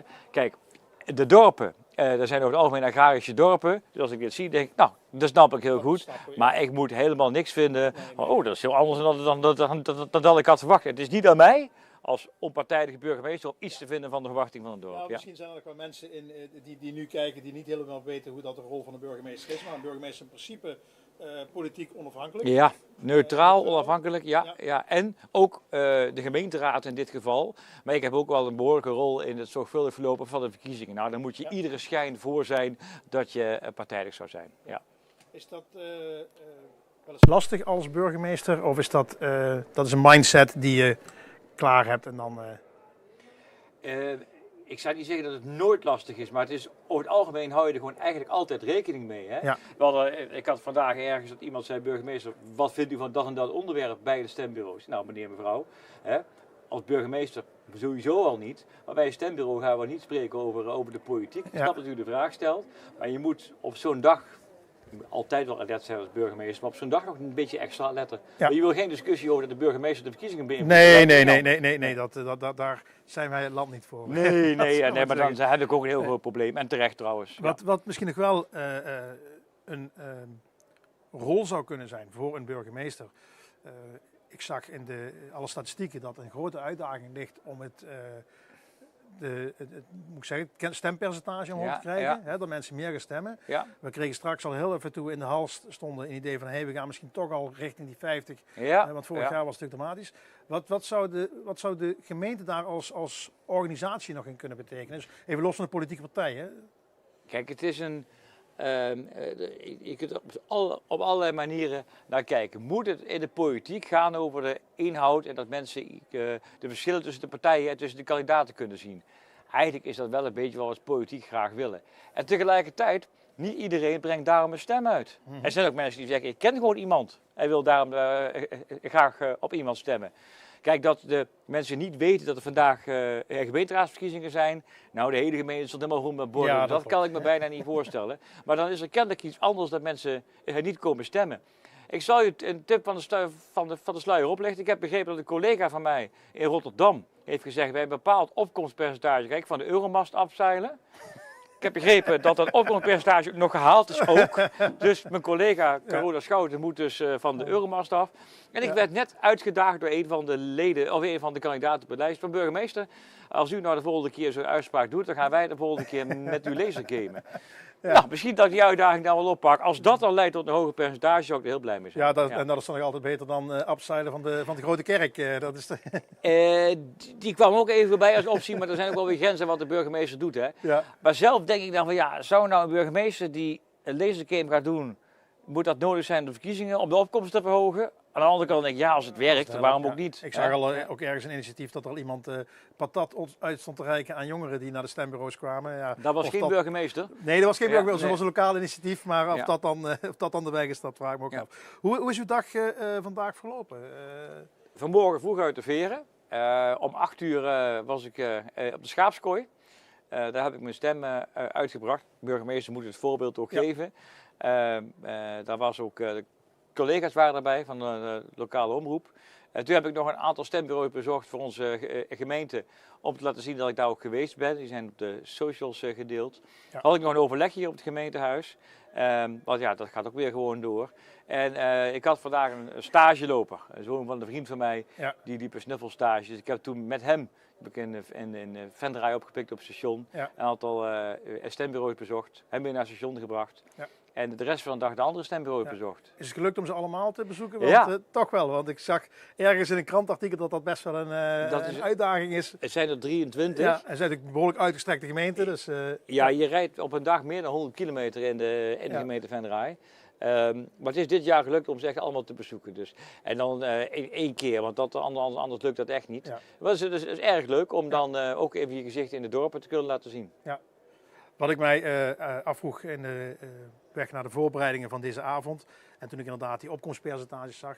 Toen vroeg ik me af, is het eigenlijk nog wel van deze tijd dat een gemeente op deze manier aan zijn bestuurders komt? Zou je niet kunnen zeggen, we tikken dat af tegenover het landelijke percentage van de partijen. De grootste partij mag de meeste raadsleden leveren. Een nieuwe herstructurering van de... Ja. Of wordt dat een te lastige? Er zijn heel veel meningen daarover. Ik zou wel eens willen weten wat nou maakt waarom bij de Tweede Kamer de opkomst eigenlijk altijd het hoogste is. Bij de provincie, gemeentes, ook voor Europa, de opkomst vaak wat lager ligt. Dat die opkomst lager ligt, dat is niet goed. Maar waar zit hem dat in? Ja. Ik heb daar wel een idee bij. Maar ik weet het niet zeker. En voor mij moet je eerst zeker weten waarom mensen niet meer komen stemmen, voordat je gaat nadenken over een ander systeem. Nou, je zou eigenlijk verwachten dat wat dicht bij huis is, hier de overlast van afval of weet ik wat, dat gaat jezelf direct aan. Terwijl in landelijke politiek, sommige issues, raken mij niet, om het zo maar te zeggen. Nee, maar een aantal thema's die mensen belangrijk vinden. Hoe gaan we om met migratie? Hoe gaan we om met de boeren in de toekomst? Hoe gaan we om met stikstof? En ook de aanleg van nieuwe snelwegen. Ja, dat zijn bijna allemaal thema's waar je wel wat invloed kan uitoefenen als gemeente, waar je niet helemaal over gaat. Nee. En dat is misschien ook wel een deel waar mensen denken van waarom zou ik dan gaan stemmen? Ik hoop het niet. Want er valt nog voldoende te kiezen waar de gemeente wel over gaat. Ja, absoluut. Er gebeurt toch veel. We hebben vanavond alle lijsttrekkers gesproken. Ook gevraagd van waar ben je trots voor je behaald. En als dan horen wat er allemaal bereikt is in de laatste 4 jaar. Dan denk ik van dat is toch niet niks. Er wordt ook wel werk verzet. Eens, hè? We hebben behoorlijk wat grond die we gaan kopen om woningen ook te bouwen bijvoorbeeld. Daar gaan we echt als gemeente zelf over. Kijk maar eens naar mensen aan een baan helpen. Niet alleen de mensen die bij wat nu nog de NLW is, maar ook andere mensen die een baan zoeken. Echt allemaal taken van de gemeente.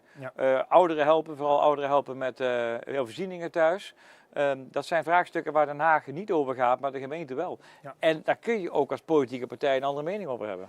Ik heb daar ooit wel eens iemand over vertellen. Nederland wordt als een land geregeerd met een landelijke overheid en een provinciale en een gemeentelijke. Terwijl eigenlijk een beetje een grote stad. Met hetzelfde aantal inwoners. Je zou Nederland bijna als een stad kunnen regeren. Nou, zeg maar. Kijk, ik heb ooit een kennis gehad en die zei, Michiel, New York heeft 17 miljoen inwoners en 1 burgemeester. Nederland heeft ook 17 miljoen inwoners. Ja. Maar bedenk maar eens hoeveel ambtenaren, hoeveel bureaucratie en hoe democratisch is dat dan? Dus we moeten wel uitkijken, als je er zo naar kijkt. Ja. Ik ben nog wel van de nabijheid van de gemeente bij de inwoners. Je kunt zeggen, waar gaat die gemeente eigenlijk over? Maar ik denk ook dat mensen toch wel een gevoel willen hebben van, heeft die gemeente nog een beetje oog voor mij? Heeft die burgemeester nog een beetje oog voor mij? los even van of ze nou een bouwvergunning willen hebben of een uitkering nodig hebben of wat ook. Ja. Dus dat is ook iets waar we niet vergeten moeten. En als die overheid zich helemaal wegorganiseert en niet meer in de buurt is, dat is ook niet goed. Dan weet ik niet of dat een goede ontwikkeling is. Maar dat is mijn mening. Ja. Oké. Ik krijg net een seintje dat we zo meteen weer overgaan naar de zaal. Want er zijn denk ik weer wat stemmen binnen, wat uitslagen binnen. Is het morgen even een dagje rustig aan na deze morgen meteen weer volle bak door? Nee, kijk, het is vooral voor de politieke partijen en de lijsttrekkers. Maar er moet hier ook nog een en ander gebeuren in de afronding. We krijgen de voorlopige uitslag, morgen de voorlopig definitieve uitslag. En pas over een paar dagen de echte uitslag. Ja. Dus daar zit ik ook nog te kijken of dat allemaal zorgvuldig loopt. En morgen staan ook weer 65 jaar huwelijk op de rol. Dat gaat ook weer gewoon door. Ja, goed. Dank voor het gesprek. Veel succes met deze avond. En ik hoop dat we er deze keer zonder al te veel calamiteiten doorheen komen. Maar dat zal vast wel lukken. Want dat zou wel heel bijzonder zijn als dat weer gaat gebeuren met brand of dat soort toestanden. Laten we dan maar gaan parkeren voor eens maar nooit meer. Nou, ik ben blij dat je dat zegt. Maar ik zou inderdaad in verhouding met de vorige verkiezingen blij zijn als de avond gewoon voorbij is. Hou het daar maar op. Ja, prima. Goed, dank u wel. Wij gaan terug naar de zaal nog op, want ik heb begrepen dat er weer wat uitslagen bij zijn. Dank u wel. Mooi. Ja, daar ben ik weer. Lieve mensen, ik ben weer in beeld, ook in de huiskamers. En ik denk ook hier weer. Ik heb namelijk een blok van 4 uitslagen. 4 stembureaus en het lijkt erop dat de stemmen best snel binnenkomen. Omdat we op partijniveau tellen.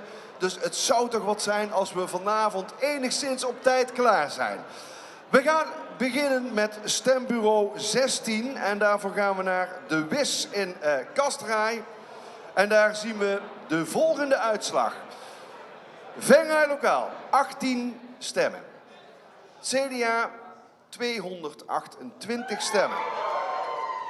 VVD, 16 stemmen. D66, 19 stemmen. Samenwerking Venray, 8 stemmen. GroenLinks PvdA, 21 stemmen.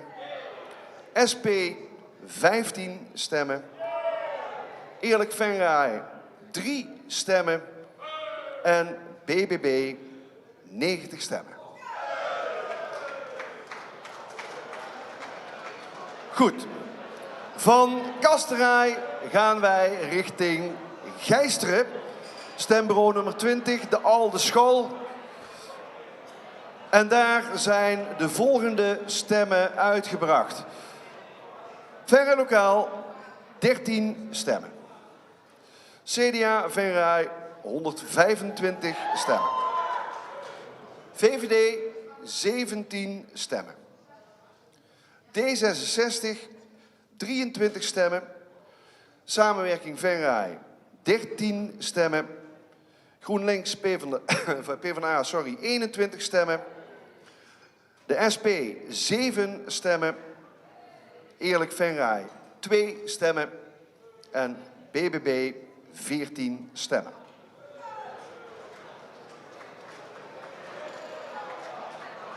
Ja, en we blijven nog steeds in de dorpen. En het volgende stemlokaal waar we naartoe gaan is stembureau 17, de pastorie in De Heide. En daar zijn de volgende stemmen uitgebracht. Venray Lokaal, 43 stemmen. CDA, 134 stemmen. VVD, 27 stemmen. D66, ook 27 stemmen. Samenwerking Venray, 12 stemmen. GroenLinks PvdA, 26 stemmen. SP, 19 stemmen. Eerlijk Venray, 5 stemmen. En BBB, 28 stemmen.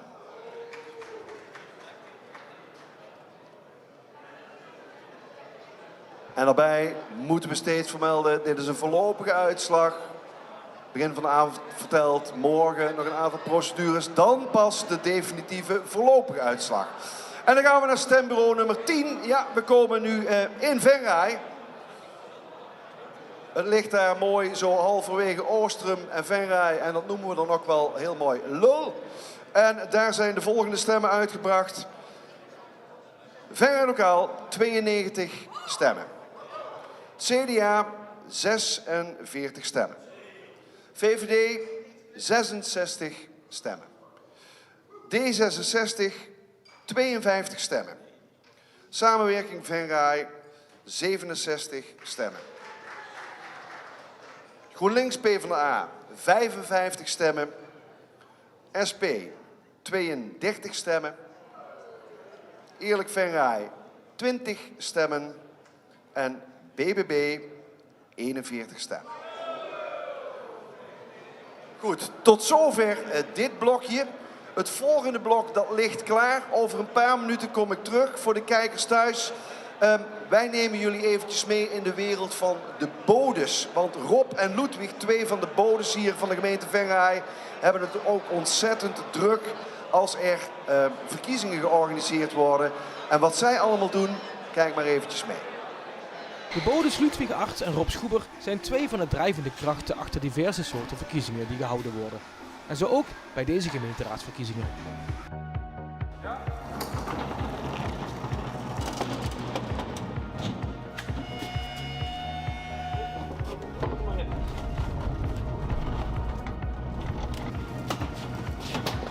Nou, onze taak is voornamelijk om de stembureaus te voorzien van de spullen die nodig zijn om de verkiezingen te doen in de stemlokalen. Daar horen hokjes bij, de stembureaus of de stembussen. Eigenlijk alles wat we nodig hebben om te kunnen stemmen. Ongeveer 2 weken voor de verkiezingen beginnen we al met de materialen klaarmaken, materialen bestellen, stemkoffers klaarmaken, posters afdrukken en dan langzaam een laadplan maken om alles op tijd klaar te maken en uit te rollen.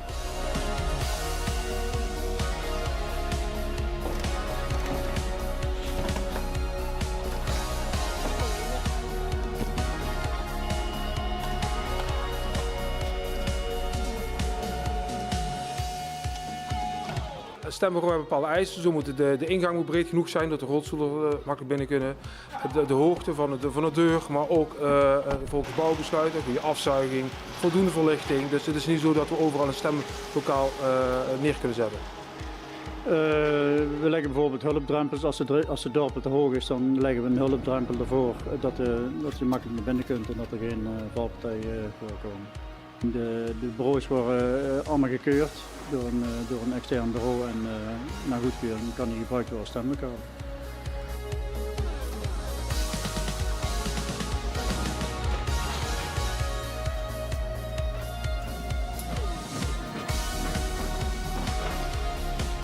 We beginnen 's morgens om 5:30. Dan gaan we alle stembiljetten klaarzetten. De voorzitters komen die ophalen.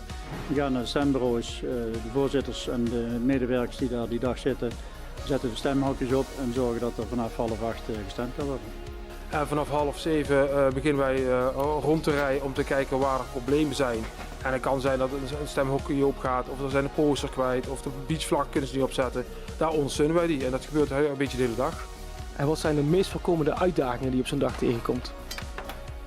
Wij houden van uitdagingen, dus alles wat fout gaat, daar houden we van. Maar meestal valt het mee en we zijn goed voorbereid, dus we zijn eigenlijk overal op voorbereid. We proberen natuurlijk van tevoren de scenario's door te nemen. Hè. Hoe groot zijn de stembiljetten? Nou, voor dit jaar reuze mee. Hoeveel stembussen moeten er staan? Proberen we een aantal dingen te voorkomen. Je kunt niet alles voorkomen. Een paar jaar geleden hadden we in één keer zoveel kiezers dat we te weinig biljetten bijna gehad, maar ook de stembussen waren te klein. En ja, vorig jaar hadden we de brand, dus we hebben elk jaar wel iets waar we onverwacht toch rekening mee moeten houden.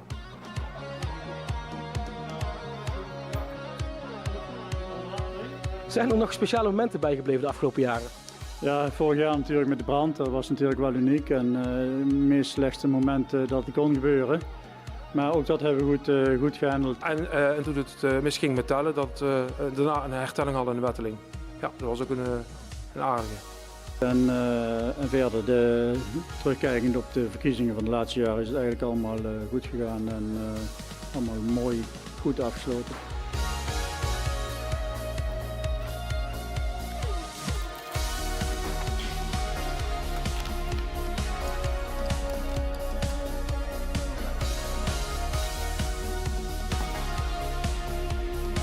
Wanneer zitten de gemeenteraadsverkiezingen voor jullie erop?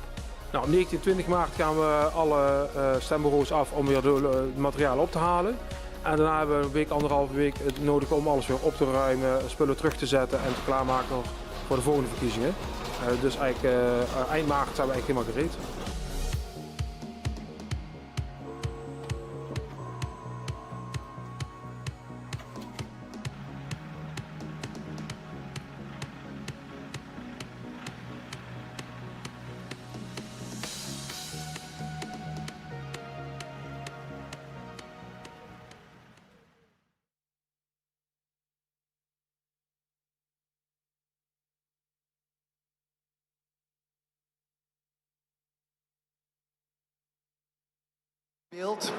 Maar het is allemaal live, dus ik ben ook even afhankelijk van de uitslagen die ik hier van de mannen aangereikt krijg in de goede volgorde.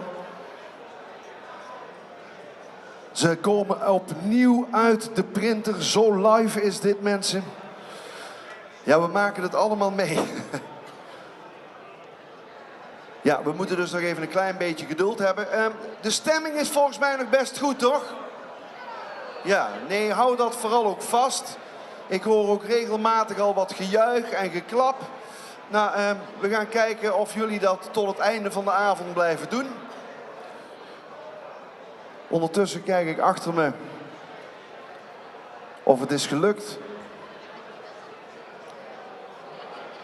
Ze worden voor mij in de juiste volgorde gelegd.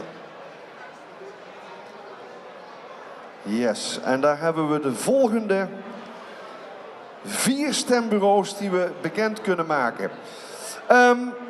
We gaan naar stembureau nummer 21, naar Blitterswijk. Of zoals ze daar zelf zeggen, Blitterswijk. Het gemeenschapshuis. En daar zijn de volgende stemmen uitgebracht. Venray lokaal 80 stemmen. CDA 53 stemmen. VVD 91 stemmen. D66 43 stemmen. Samenwerking Venray 41 stemmen. GroenLinks PvdA 55 stemmen. De SP 20 stemmen. Eerlijk Venray 26 stemmen. En BBB 52 stemmen.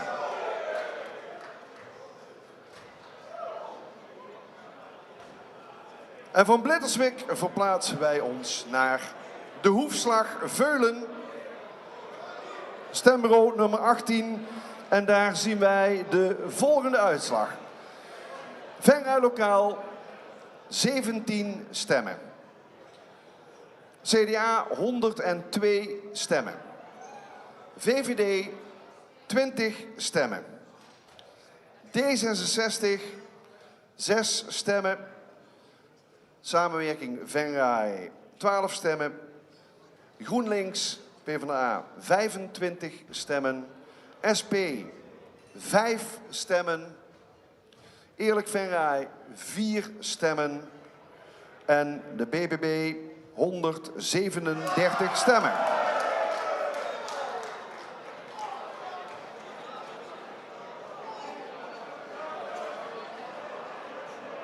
Goed, dan gaan we naar de SMACT. Het Pelgrimshuis, stembureau nummer 23 is dat. En daar zien we de volgende uitslag. Venray lokaal 9 stemmen. CDA 59 stemmen. VVD 6 stemmen. D66 8 stemmen. Samenwerking Venray 4 stemmen. Dan gaan we naar GroenLinks PvdA 8 stemmen. De SP 9 stemmen. Eerlijk Venray 3 stemmen. En de BBB 12 stemmen.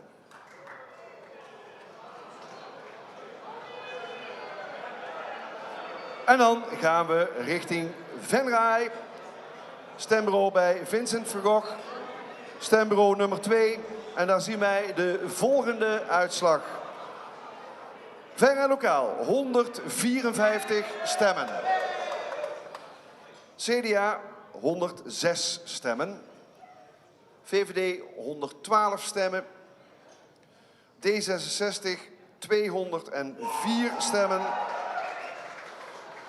Samenwerking Venray 85 stemmen.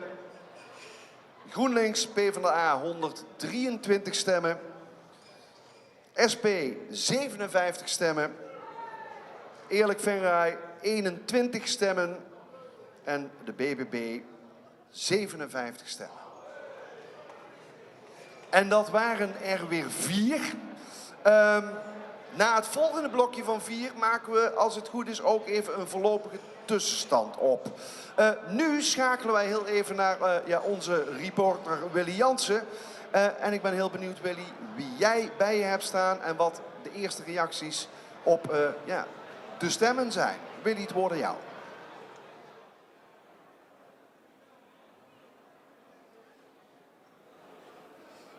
Ja, we zijn even uit het rumoer gestaan van de verkiezingsuitslagen, want er komen al allerlei stemmen binnen en dat zorgt voor veel rumoer. En ik heb bij me staan Ricardo Souza Hendricks van Eerlijk Venray.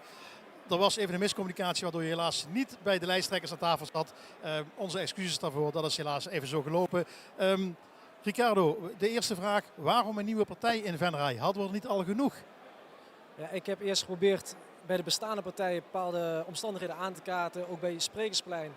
En toen heb ik gemerkt dat er kwam niet echt handelingen uit. Ik denk, ja, soms dan moet je toch zelf iets doen dan blijkbaar. En dan denk ik, hebben we daar de partij opgericht. En toen kwamen meerdere mensen tegen die dezelfde problematiek ervaren. En toen is onze lijst gegroeid met meerdere mensen. En sinds dat we bezig gaan ons hard maken van een onafhankelijk meldpunt voor misstanden, zijn er heel wat inwoners die zich gehoord voelen om zich eindelijk te durven uitspreken wat ze meemaken. En dus dan blijkt toch wel dat, ook al zijn we een nieuw geluid, het was toch nodig, want heel veel mensen die niet stemden voorheen, die waren nu wel bereid te gaan stemmen. En zeggen, ja, eindelijk is een partij die wel eerlijk overkomt en eerlijk probeert te doen voor de mensen. En die hebben ook jaren meegemaakt dat ze verhalen probeerden te krijgen bij de gemeenteraad. En toen kwam er niet tussen. En dus die mensen voelen zich dan wel geroepen van ja, dat wij wel dingen in het debat brengen wat misschien soms ongemakkelijk is, maar we durven het wel te benoemen. Nu is het zo dat ongeveer 650 stemmen behaald moeten worden voor een zetel. Als je nu de eerste uitslagen kijkt, wat is dan jouw eerste reactie? Ga je die binnenslepen, die ene zetel? Ja, de avond is nu niet voorbij, dus ik heb wel overtuigd dat 1 zetel moet op zijn minst lukken. En aan de andere kant, Venray lokaal had bij een eerste deelname een mooie overwinning dat ze als eerste nieuwkomer ook gelijk de grootste waren. Ja, dat sluit ik niet uit, dus, maar we gaan het zien, tijd zal het zeggen. Je hebt heel veel vertrouwen daarin. Ja, als je nu morgen aan de slag zou mogen in Venray, wat is het allereerste praktische punt wat je aan zou pakken? Het eerste praktische punt dat ik zou aan zou pakken, ik zou zorgen dat wij vanuit het onafhankelijk meldpunt, dat we dat gaan koppelen met burgerraden. Want momenteel hebben we de trias politica, maar dat is de verdeelde macht. We hebben er geen controlerende laag in. Dus wij willen graag dat elke melding die binnenkomt bij het onafhankelijk meldpunt gelijk aan de gemeenteraad wordt gerapporteerd. En dat er dan per melding uit alle wijken en dorpen mensen geloot worden voor een burgerraad. En dat de gemeenteraad moet gaan uitleggen tegenover mensen, ja, wat hebben we met de melding gedaan en wat is daar de oplossing uitgekomen. En is aan de burgerraad dan zeggen, ja, was dat voldoende of niet? Geen sancties, maar gewoon puur controleren als een soort tegenlaag. Want het feit dat je moet gaan uitleggen hoe je het doet en hoe je het gedaan hebt, zorgt er al voor dat mensen iets beter hun best gaan om iets goed aan te pakken. Dat is een behoorlijke ingrijpende wijziging in bestuurscultuur. Heb je daar ook voldoende kennis voor in huis? Als je een landelijke partij hebt, dan kun je bij je landelijke denktank en noem maar op. Heb je daar wel een netwerk voor waar je die kennis ook op kunt halen? Jazeker. Ja. Voor die kennis die ik dat gevormd heb ik mede gedaan met inspiratie met Michael van Leeuwen van het boek Ken uw recht. En daaruit komen de juridische valkuilen van het democratische systeem, wat nu nog niet helemaal dicht is. En daar hebben we het vaak over gespart, hoe kunnen we dat dichten dat het juridisch klopt. Het moet geen vervanger zijn, maar het moet een aanvulling zijn. Dus we willen dan van een trias politica naar een quator politica. Dan heb je een vierde publiekelijke controlerende tegenmacht. En dan heb je eindelijk weer dat de mensen het hoogste autoriteit zijn, dat het bestuur verantwoording moet afleggen. We kunnen het vormgeven en elke gemeente kan het overnemen. En zo die manier willen we niet per se, moet ik zo zeggen.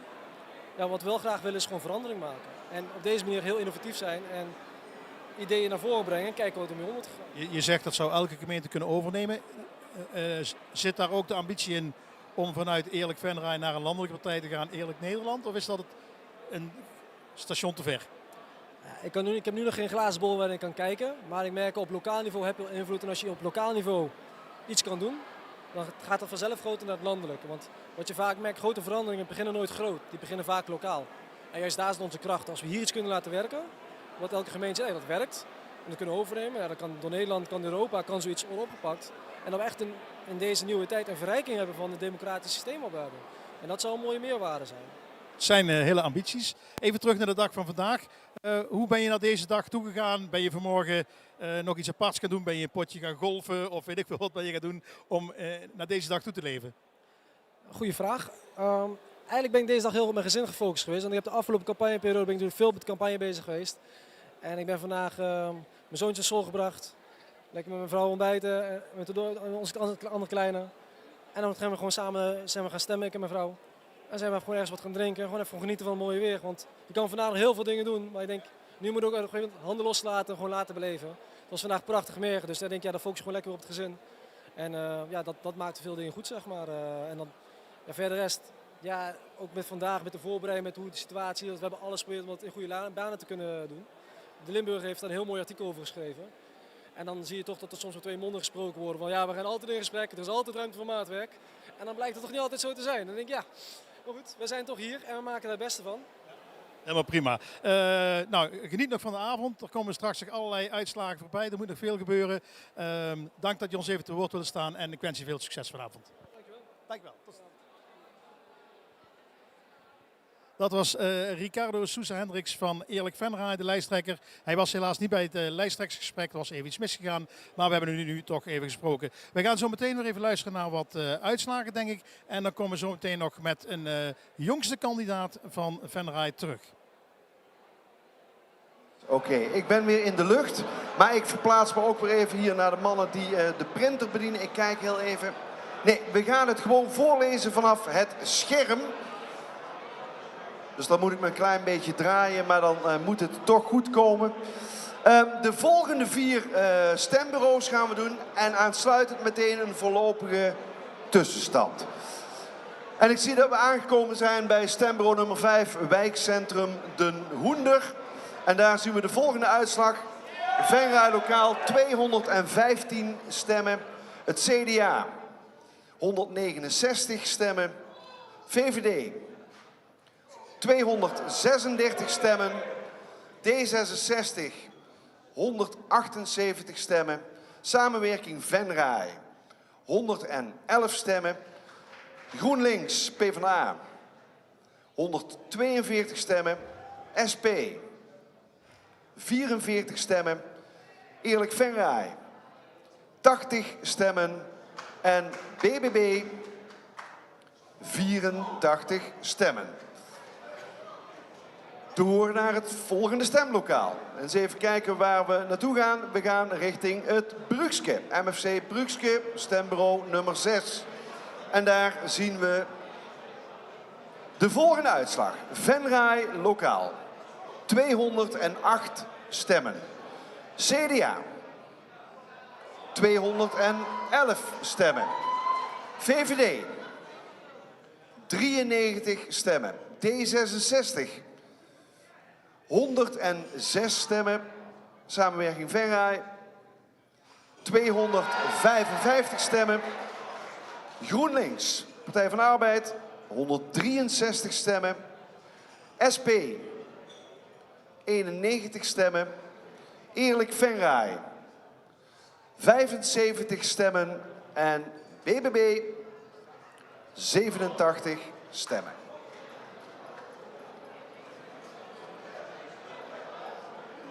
Dan door naar een nieuwe stemlocatie, stembureau 7, de Pertstal. Daar zien we Venray lokaal 176 stemmen. CDA 96 stemmen. VVD 266 stemmen. D66 185 stemmen. Samenwerking Venray 60 stemmen. GroenLinks, Partij van de Arbeid 107 stemmen. SP 29 stemmen. Eerlijk Venray 20 stemmen en BBB 42 stemmen. En dan verplaatsen wij ons naar Meerselen. Merselo, het anker. Stembureau 19. En daar zien we de volgende uitslag. Venray lokaal. 45 stemmen. CDA. 168 stemmen. VVD. 78 stemmen. D66. 79 stemmen. Samenwerking Venray. 24 stemmen. GroenLinks, Partij van de Arbeid. 36 stemmen. SP. 5 stemmen. Eerlijk Venray. 22 stemmen. En BBB 122 stemmen. Nou. Nou, eens even kijken. Volgens mij, ja, ik zie dat het muisje richting een tussentijdse uitslag. Dus dit is de tussenstand. Ja, op basis van de stembureaus die we tot nu toe hebben gehad. En dan zien we het volgende. Venray lokaal. 1078. CDA. 1563 stemmen. VVD. 1034 stemmen. D66. 932 stemmen. Samenwerking Venray. 694 stemmen. GroenLinks Partij van de Arbeid. 783 stemmen. SP. 335 stemmen. Eerlijk Venray. 283 stemmen. En BBB 808 stemmen. En dit is dus de stand na 13 stembureaus. Betekent dat we er nog 10 te gaan hebben. Een eerste indicatie. Wij schakelen vanuit de stream en Pele Maas Venray over naar Willy Jansen. En volgens mij heeft Willy het jongste kandidaat-raadslid bij hem bij de microfoon. En volgens mij is dat Senna Conejo. Willy, klopt dat? Goed, de eerste uitslagen, eerste helft van de uitslagen zijn binnen. Al veel verschuivingen hier en daar. Wij hebben dat hier achter de schermen nog niet helemaal goed in beeld, maar u heeft dat thuis allemaal al meegekregen. En langs mij staat Senna Conejo, ik spreek het zo goed uit, hè, van Venray lokaal. Jongste deelnemer aan in de kandidatenlijst van deze gemeenteraadsverkiezingen. Nu heb ik altijd geleerd dat het niet netjes is om een vrouw te vragen hoe jong ze is, maar gaat je het toch doen.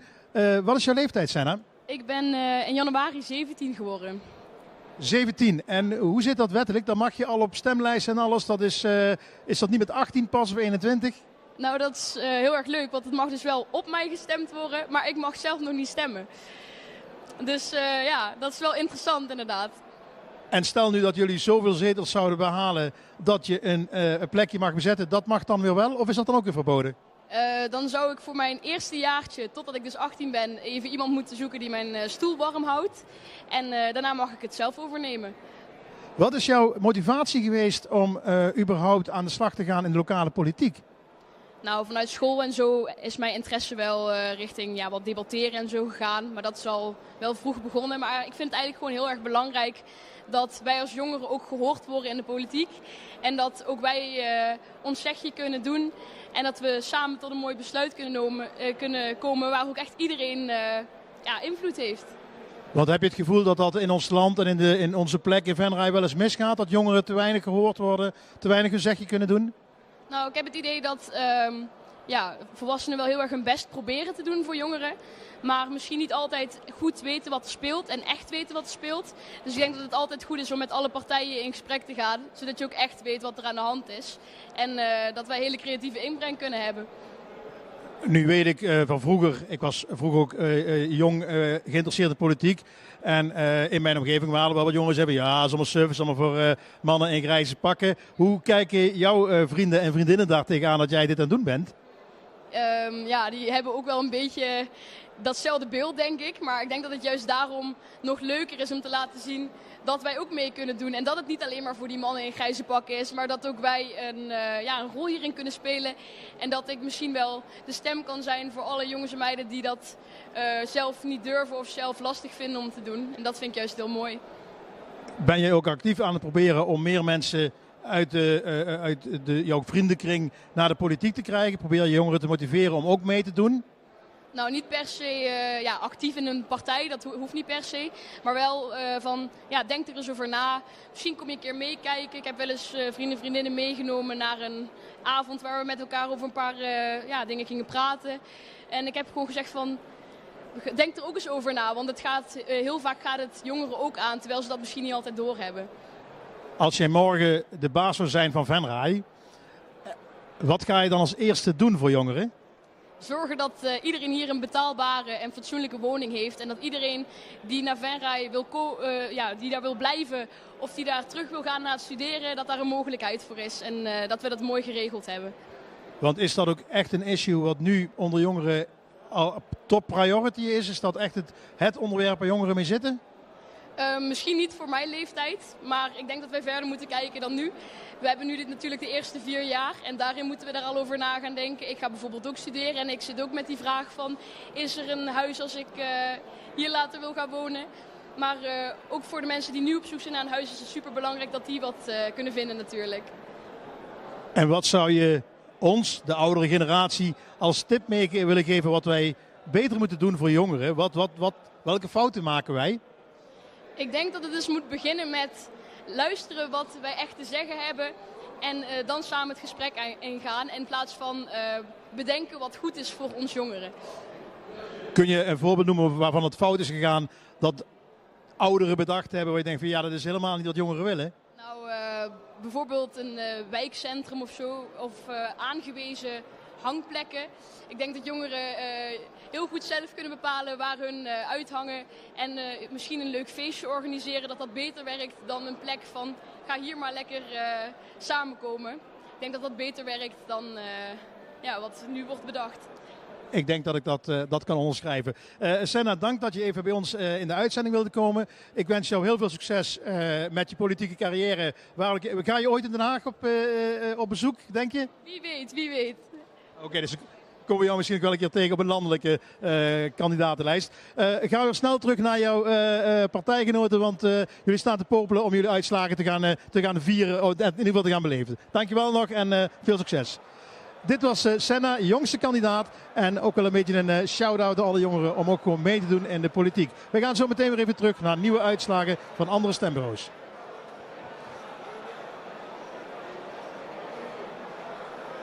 Ja jongens, het is zo live. Ik krijg hier ter plekke weer een laatste uitdraai uit de printer. En ik heb een volgend blokje met uitslagen. 3 stembureaus dit keer. Dus kijkt u met me mee. We gaan als eerste naar Oostrum. Stembureau nummer 11 is dat. En daar zien wij het volgende gebeuren. Venray Lokaal, 140 stemmen. CDA 179 stemmen. VVD 169 stemmen. D66 142 stemmen. Samenwerking Venray 34 stemmen. GroenLinks, Partij van de Arbeid 175 stemmen. SP 26 stemmen. Eerlijk Venray 27 stemmen en BBB 89 stemmen. En van Oostrum is het een klein stukje naar Oerlo, de Linde. Stembureau nummer 15. En daar zien we de volgende uitslag. Venray Lokaal 45 stemmen. CDA 281 stemmen. VVD 78 stemmen. D66 38 stemmen. Samenwerking Venray 22 stemmen. GroenLinks Partij van de Arbeid 22 stemmen. SP 6 stemmen. Eerlijk Venray 7 stemmen. En BBB 149 stemmen.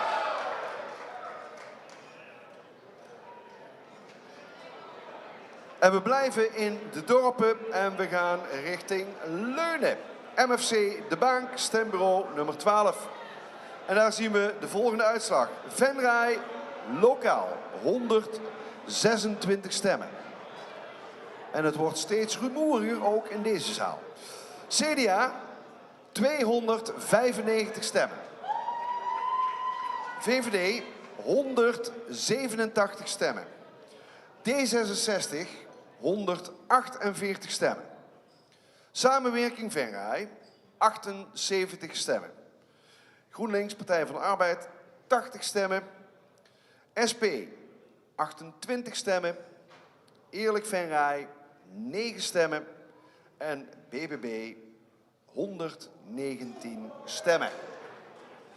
Goed, de ene keer gejuich, de andere keer oeh, de andere keer a. Over een paar minuten zijn we weer terug met het volgende blok.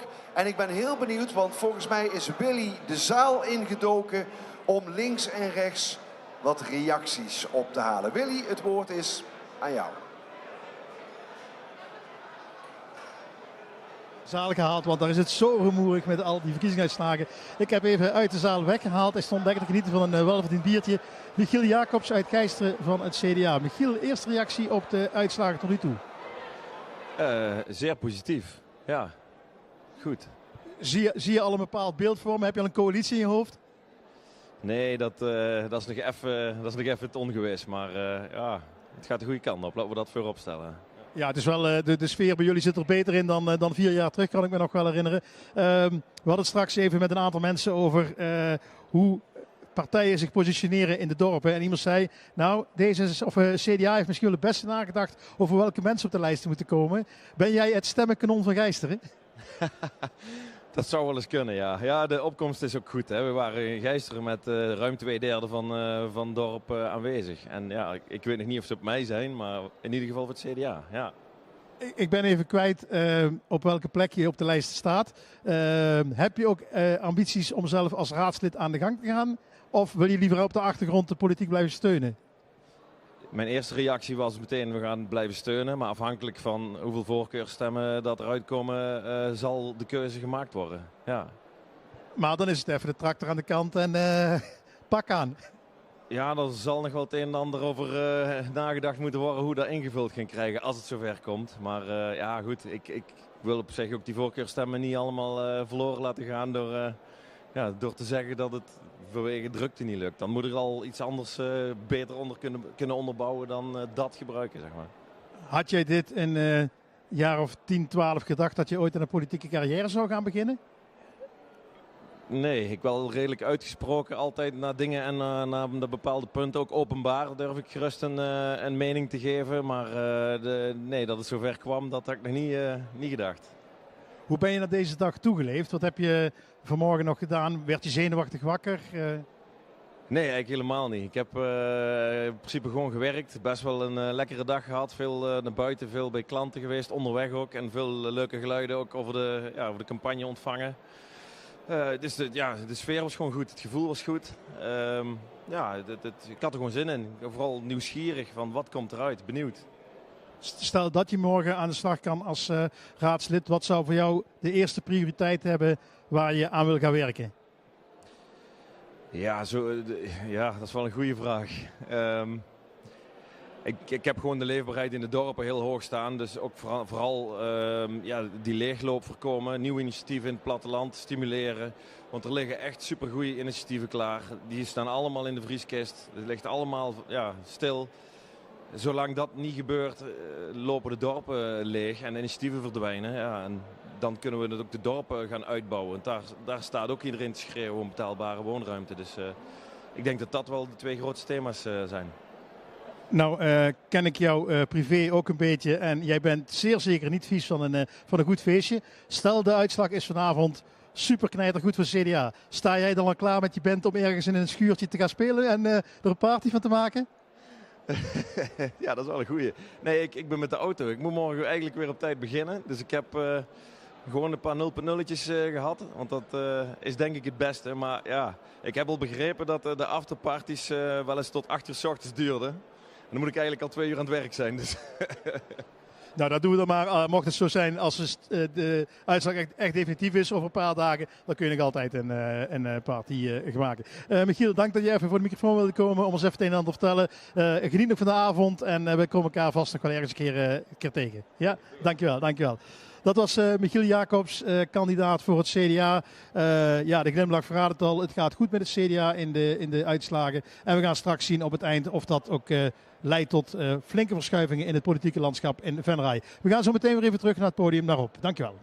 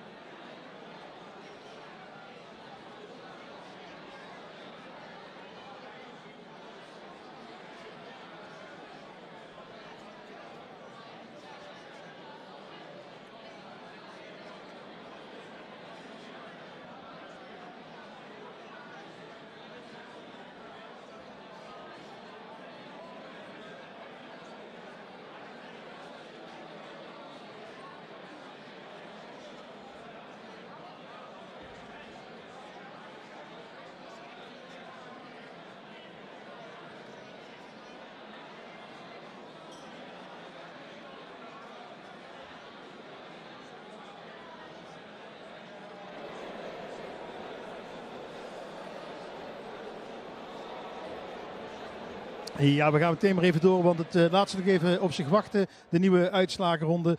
En ik heb bij me staan Theo Zegers van D66. Theo, eerste reactie op de voorlopige uitslagen? Nou, we zijn niet ontevreden. Er zijn natuurlijk wat verrassende ontwikkelingen met 2 nieuwe partijen. Waarvan eentje natuurlijk best goed scoort. Dus dat is ook wel heel mooi. Aan de andere kant, onze partij doet het gewoon aardig. Zelfs in de dorp hebben wij redelijk tot goede uitslagen. En dan moet Venray Centrum het grootste deel komen waar in feite onze mensen, als ik het zo mag zeggen, goed vertegenwoordigd zijn. Dus we zijn optimistisch. Maar we zijn ook verrast door een paar dingen die we op het scherm zien. Wat vind je de grootste verrassing? Nou, de grootste verrassing is misschien wel dat het CDA, ondanks dat de BBB meedoet, toch heel hoog scoort. Dus BBB doet het ook goed. Dus die twee samen scoren eigenlijk, zeg maar toch in de agrarische hoek, hele goede resultaten. En zo'n partij als GroenLinks, Partij van de Arbeid, doet het ook gewoon hartstikke goed. Dus dat is wel heel erg fijn. Ik heb straks Daan Jansen aan de tafel gehad voor een interview samen met een paar andere lijsttrekkers.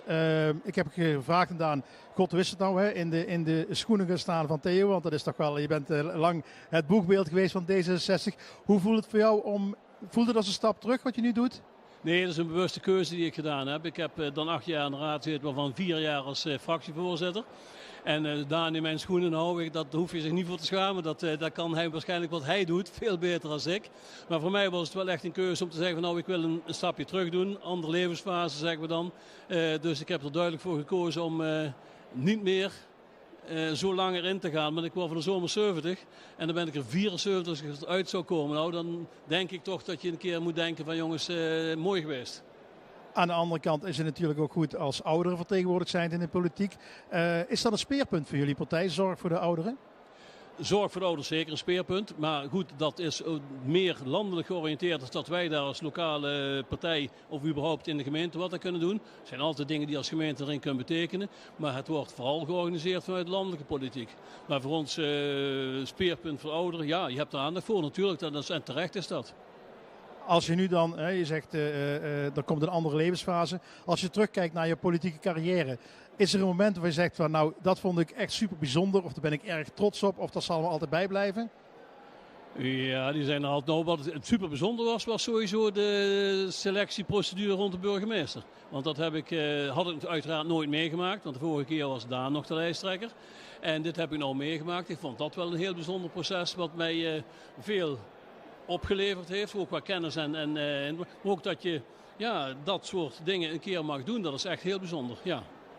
Durf je al een inkijkje te nemen in de toekomst, wat Venray gaat brengen, wat voor coalitie gaat er komen als je nu wil kijken naar de uitslagen? Heb je een idee of durf je daar nog niet aan te wagen? kunt er natuurlijk altijd van alles van vinden. Maar sowieso moet het Venray Centrum nog een aantal stembureaus komen. Dus daar zijn andere partijen waarschijnlijk, voorzichtig, waarschijnlijk zwaarder vertegenwoordigd als de dorpen. Dus dat gaat toch een iets andere verhouding geven, denk ik. Moeilijk in te schatten. Maar nogmaals, ik vind het verrassend dat BBB zo hoog zit. Dus die zouden er best goed bij kunnen komen. En voor de Partij van de Arbeid GroenLinks, zal ik nog maar zeggen, zitten ook heel goed in de race. Dus moeilijk in te schatten. Het kan nog alle kanten op. Theo, dankjewel dat je even hier wilde zijn voor de camera. Gaan we lekker terug naar je partijgenoten en geniet nog van deze avond en succes met de uitslag. Ja, ook het zo. Goed, dat was Theo Zegers van D66, dus ook positief in de wedstrijd. We krijgen zometeen nog best wel wat uitslagen te verwerken. Maar het gaat lekker door, het loopt lekker vlot. Ik denk dat we redelijk op tijd klaar kunnen zijn vanavond als alles een beetje mee zit. We gaan zo meteen nog iemand voor de camera toveren. We zijn zo bij je terug.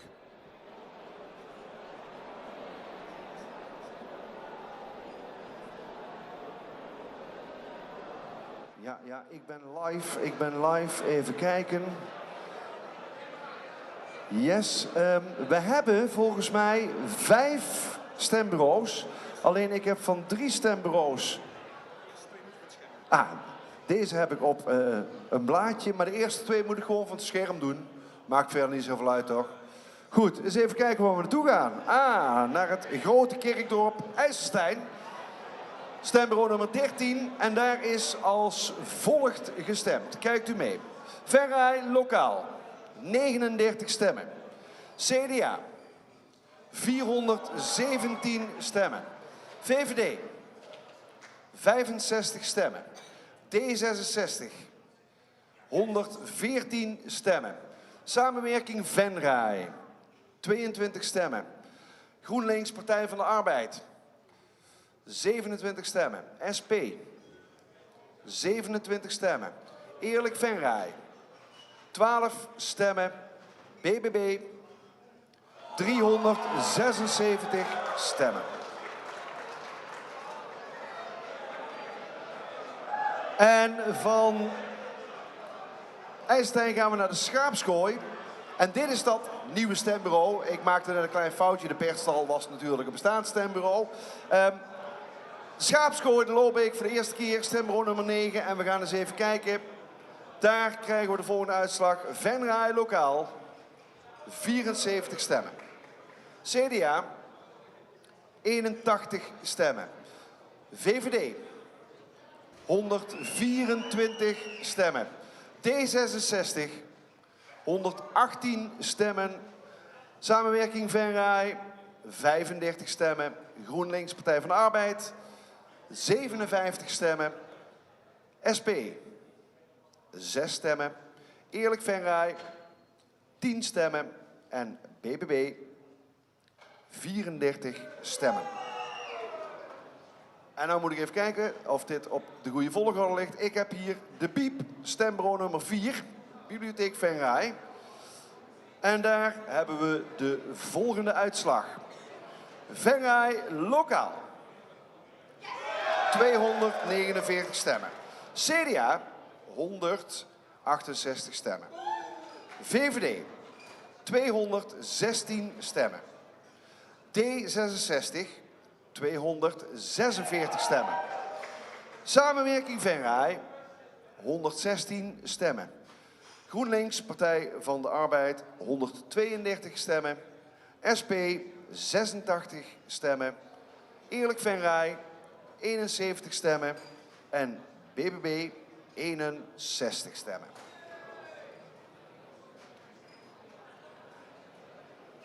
En dan gaan we naar het gemeentehuis.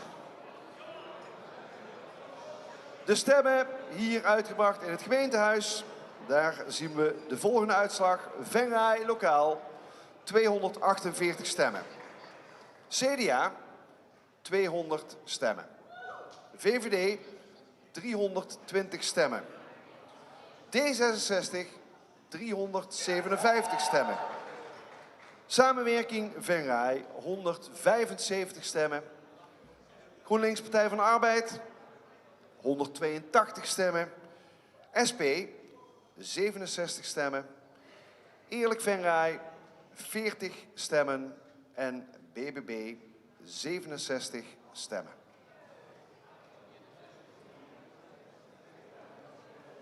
En van Venray, en dat is de laatste van dit blokje, gaan we richting Wansum. De Zandhoek, stembureau nummertje 14. En daar zien wij de volgende uitslag. Venray lokaal, 258 stemmen. CDA, 299 stemmen. VVD, 85 stemmen. D66, 35 stemmen. Samenwerking Venray, 20 stemmen. GroenLinks, Partij van de Arbeid, 58 stemmen. SP, 29 stemmen. Eerlijk Venray, 11 stemmen. En BBB, 60 stemmen. Goed, tot zover. En als ik goed heb geteld, zijn er nu 21 van de 23 stembureaus binnen. De laatste 2, daar zijn we op aan het wachten. Als we die voor u hebben klaarstaan, dan meld ik me uiteraard meteen. En aansluitend zullen we dan ook de voorlopige uitslag van de gemeenteraadsverkiezingen bekendmaken. Hou het nog even vol, mensen. Eens even kijken waar Willy is. Eens even kijken of hij reacties kan lospeuteren, links en rechts. Nou, Willy, kom er maar in.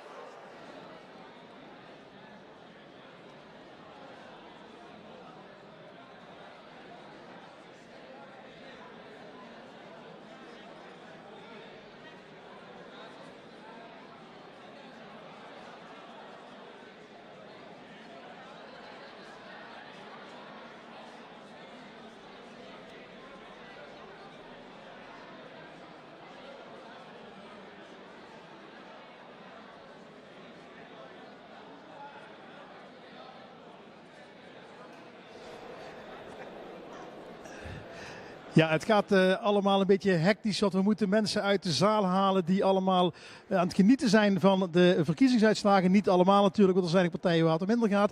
Maar waar het heel goed bij gaat is bij nieuwkomer BBB. En ik heb even bij me gehaald Mart Thijssen van de BBB uit IJsselstein. Ik zag net de uitslag van IJsselstein voorbij komen en die was goed voor de BBB. Ja, volgens mij bijna 400 stemmen, dus boven verwachting goed. We wisten niet wat we konden verwachten en ik denk dat we een mooi resultaat neer aan het zetten zijn. Ben jij nou het persoonlijke stemmenkanon voor IJsselstein geworden? Nou, we hebben ze 5 krachten uit IJsselstein, dus ik denk dat we de stemmen mooi verdeeld hebben. Ik denk ook nummer 2 zijnde, ja, mogelijk heb je meer stemmen dan de rest, maar uiteindelijk doen we het samen als partij zijnde, dus dat maakt niet uit. Het gaat om het totaal. Ik had juist de jongste kandidaat op de allerlijsten hier voor me. Jij bent ook niet zo erg oud. Hoe jong ben je? Ik ben 24 jaar. En wat is jouw motivatie om met je 24ste al in dit zware vak van politiek te gaan? Nou, dat is een hele goede vraag. Want als je mij dit een aantal jaren geleden had gezegd dat ik dit zou gaan doen, had ik je niet geloofd. Maar ik heb wel gezien wat er bij ons in het buitengebied gebeurt. De agrarisch beleid, zeker landelijk wat daar is gebeurd. Ja, daar vond ik zelf dat er echt wel verandering in moest komen. Dat heeft BBB landelijk een start aan gemaakt, afgelopen kabinet naar mijn mening. En ik hoop dat we dat hier in de gemeente ook verder kunnen gaan zetten. Zodat we gewoon als plattelandspartij onze stem hier kunnen laten horen. En ik denk dat we als plattelandsgemeente daar ook echt wel de baat bij hebben. Nu ben je inderdaad nog wat jong om dat allemaal al misschien ook te weten vanuit het verleden. Maar was daar vroeger het CDA gewoon niet jullie alternatief voor om dat te regelen? Waarom moet dat nu de BBB worden? Nou ja, het CDA, ik denk dat wij heel dicht bij elkaar liggen. Ik denk dat als ik zie wat er voor resultaten het CDA haalt nu, doen ze het ontzettend goed. Dus ik denk dat we elkaar alleen maar kunnen versterken en dat we samen mooie resultaten kunnen gaan halen voor onze dorpen en voor onze wijken. Zou je meer jongeren enthousiast willen maken om dit pad in te slaan in de politiek? Ja, zeker. Het is denk ik goed dat je je stem laat horen, dat je zegt wat je vindt. Maar dan je kunt wel aan de zijlijn blijven schreeuwen, maar ik denk dat je daar niks mee oplost. En niet iedereen die wil de politiek in, dat begrijp ik ook goed. Maar als je er interesse in hebt en dan zou ik zeker jongeren daarvoor op aan willen sporen om daarmee aan de slag te gaan. Want je leert hier zoveel, op zoveel verschillende vlakken. Het is echt eigenlijk alleen maar een leerschool waar je jezelf nog kunt gaan ontwikkelen. Dus zou ik zeker doen. Ik heb het aan meer mensen gevraagd. Stel morgen ben je raadslid. En wat is je eerste klus die je gaat aanpakken? Nou, ik denk dat er heel veel regels zijn voor het organiseren van evenementen. Ik denk dat dat minder kan. En het stukje het buitengebied. We zien de stoppende agrariërs. De agrariërs die willen blijven moeten door kunnen. Die moeten ook een toekomstperspectief krijgen. We gaan het waarschijnlijk over geurbeleid hebben. Over spuitcirkels. Dat soort zaken. Ik denk dat we daar als BBB een goede stem in kunnen laten horen. En natuurlijk ook voor degenen die stoppen. Die moeten nieuwe economische activiteiten plaats kunnen laten vinden op hun locatie. Want daar draaien uiteindelijk de dorpen op. Deze ondernemers, alle ondernemers in ons dorp hebben een goed ondernemersklimaat nodig. Maar deze ondernemers doen ook een bijdrage aan hun dorp. En dat hebben we echt nodig om onze dorpen leefbaar te houden. Flinke uitdagingen. Wat is je ambitie? Ga je dit 4 jaar doen? Ga je dit 8 jaar doen? Ga je de landelijke politiek in? Waar houdt het op voor jou? Nou, laten we maar eerst eens 4 jaar aankijken hoe het bevalt. En voor de toekomst zien we het wel. Ik heb niet per se ambitie om richting Den Haag te gaan. Maar wie weet wat de toekomst brengt. Ik sluit niks uit. Nee, je staat nu hier ook terwijl je zegt van ja, had me een paar jaar teruggevraagd, dan was het waarschijnlijk niet gelukt. Ik wil je niet langer ophouden, want er komen dadelijk vast weer positieve resultaten voor jullie binnen. Die wil je vieren met jouw partijgenoten. Dank dat je hier even stond en veel succes met de uitslag. Dankjewel. Ja, de BBB die gaat als een speer als nieuwkomende partij. En we gaan zien wat straks alle resultaten opgeteld gaat uitmaken. Wie uiteindelijk de meeste zetels binnensleept. En waar wellicht ook een coalitie gaat ontstaan. Maar zover is het nog lang niet. Want vanavond hebben we een voorlopige uitslag. Alleen de partij. Straks komt nog de hoofdelijke telling. En over een paar dagen is echt alles pas definitief. Zometeen meer uitslagen en dan weer mensen voor de camera. Dankjewel.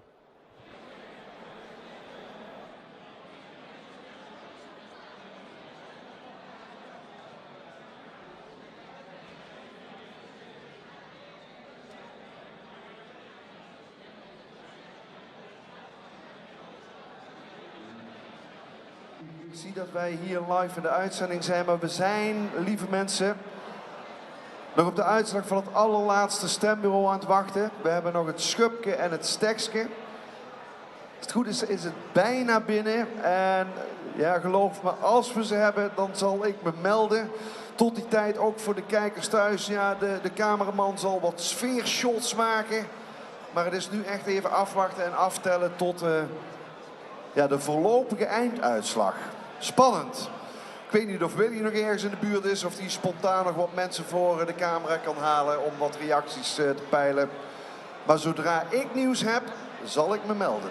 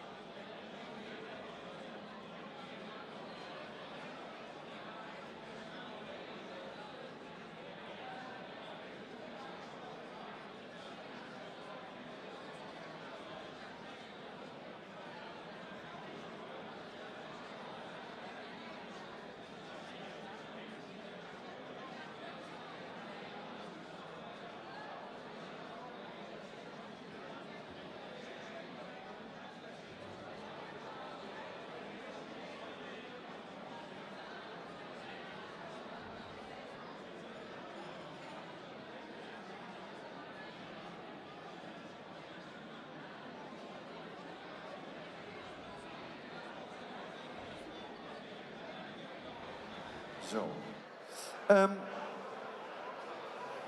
Ja, change of plans. We hebben gewoon 1 uitslag nu. Dus die ga ik er toch even ingooien. Het allerlaatste stembureau, het stekske, dat laat nog even op zich wachten. Maar ook dat hoort bij een uitslagenavond. We bouwen de spanning gewoon een klein beetje verder op. Maar ik ga wel de uitslag van WOC het Schubke, stembureau nummer 8, met jullie delen. Dus kijk naar het scherm. En dan zien we de volgende uitslag.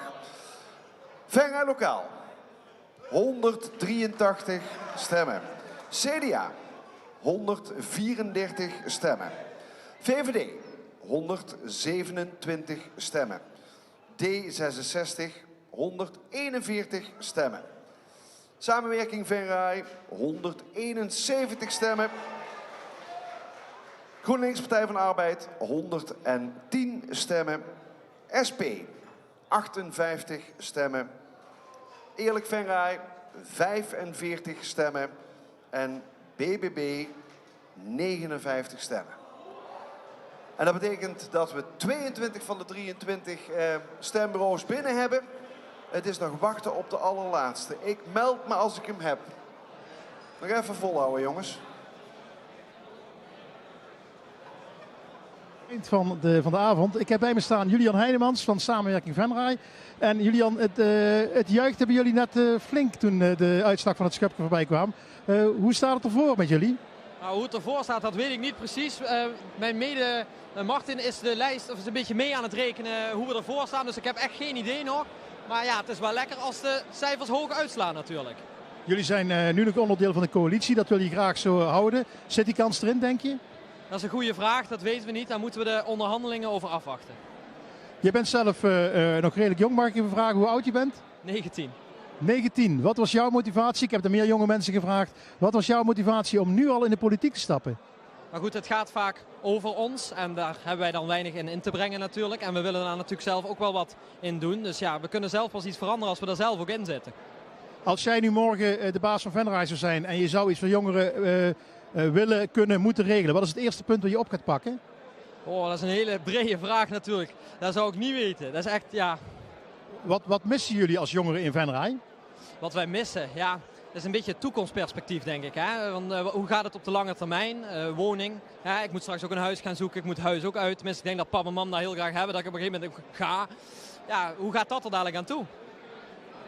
Maak je daar ook zorgen over dan als jongere? Maak ik mij daar zorgen over? Maak je ook zorgen als jong persoon dat die toekomst misschien wel eens heel moeilijk zou kunnen zijn? Ja, zorgen weet ik niet. Ja... Nou ja, ik ben er wel mee bezig, hè? Want ja, ik moet uiteindelijk ook wonen en ja, hoe gaat dat eraan toe? Dus zorgen weet ik niet, maar ik ben er wel mee bezig. Waar ligt je politieke ambitie? Dit is een begin bij samenwerking. Zit jij over 6 tot 8 jaar misschien in Den Haag of is dat te ver gezocht? Nou, dat is niet de planning, maar goed, we weten niet wat de toekomst gaat brengen. Ik rond eind juni mijn opleiding tot verpleegkundige af en ja, daar ligt wel de ambitie. Dat wil ik graag zo houden. Nou, goed om te zien dat jonge mensen in de politiek bezig zijn. Gaan we terug naar je mensen van de partij, want er komt straks 1 uitslag en dan is er misschien nog weer een keer reden tot flink te juichen. Dankjewel, Julian. Dit was Julian Heinemans van Samenwerking Venray. Die hadden net een hele goede uitslag en dat werd met een luid gejuich ontvangen. We gaan zo meteen nog even kijken of we nog iemand voor de camera kunnen krijgen. En er moet nog 1 stembureau binnenkomen en dan gaan we langzaamaan werken naar de voorlopige einduitslag van deze verkiezingen.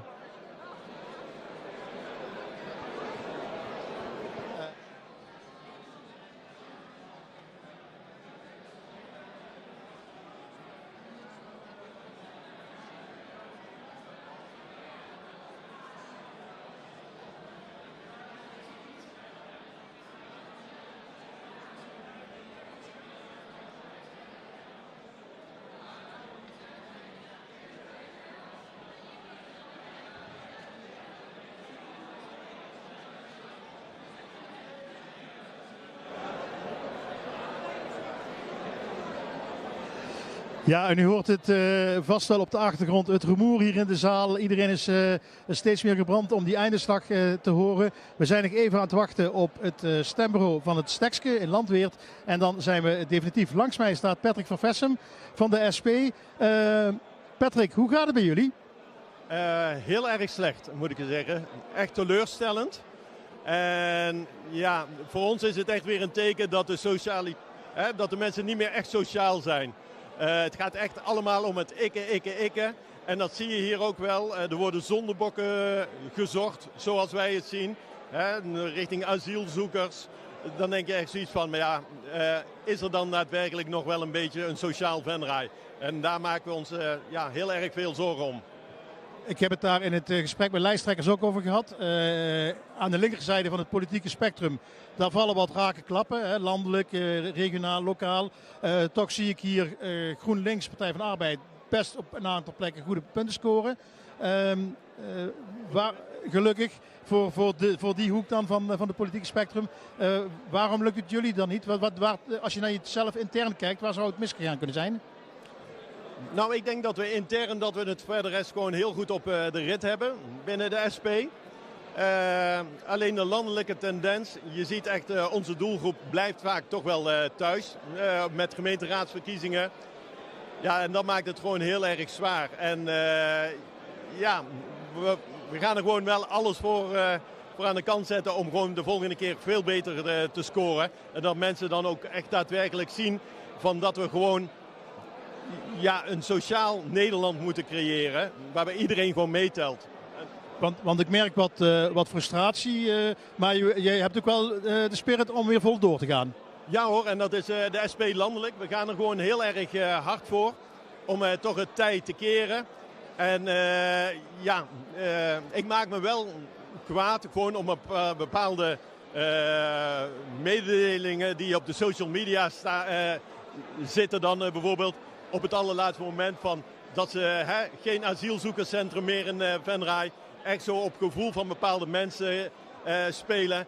Ja, en daar kan ik niet tegen. We zijn één Nederland, we moeten het samen creëren en samen gewoon een mooi sociaal Nederland opbouwen, maar ook een sociaal Venray. En ja, daar staan wij gewoon voor en daar gaan wij ook de komende periode ons heel erg voor inzetten. Ik hoor het wel, het vuur is er nog lang niet uit, ondanks een tegenvallende uitslag. Er komt er nog één binnen, wie weet wat er nog uitkomt. Ja, goed zo. Dankjewel Patrick, dankjewel.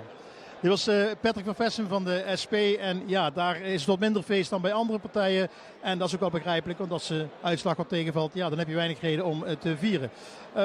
We wachten nog steeds op de uitslagen van het stekske Landweert. En als dat voorbij is, dan krijgen we de einduitslag zo meteen te zien. We gaan kijken of we nog iemand kunnen vinden die we nog even wat vragen kunnen stellen.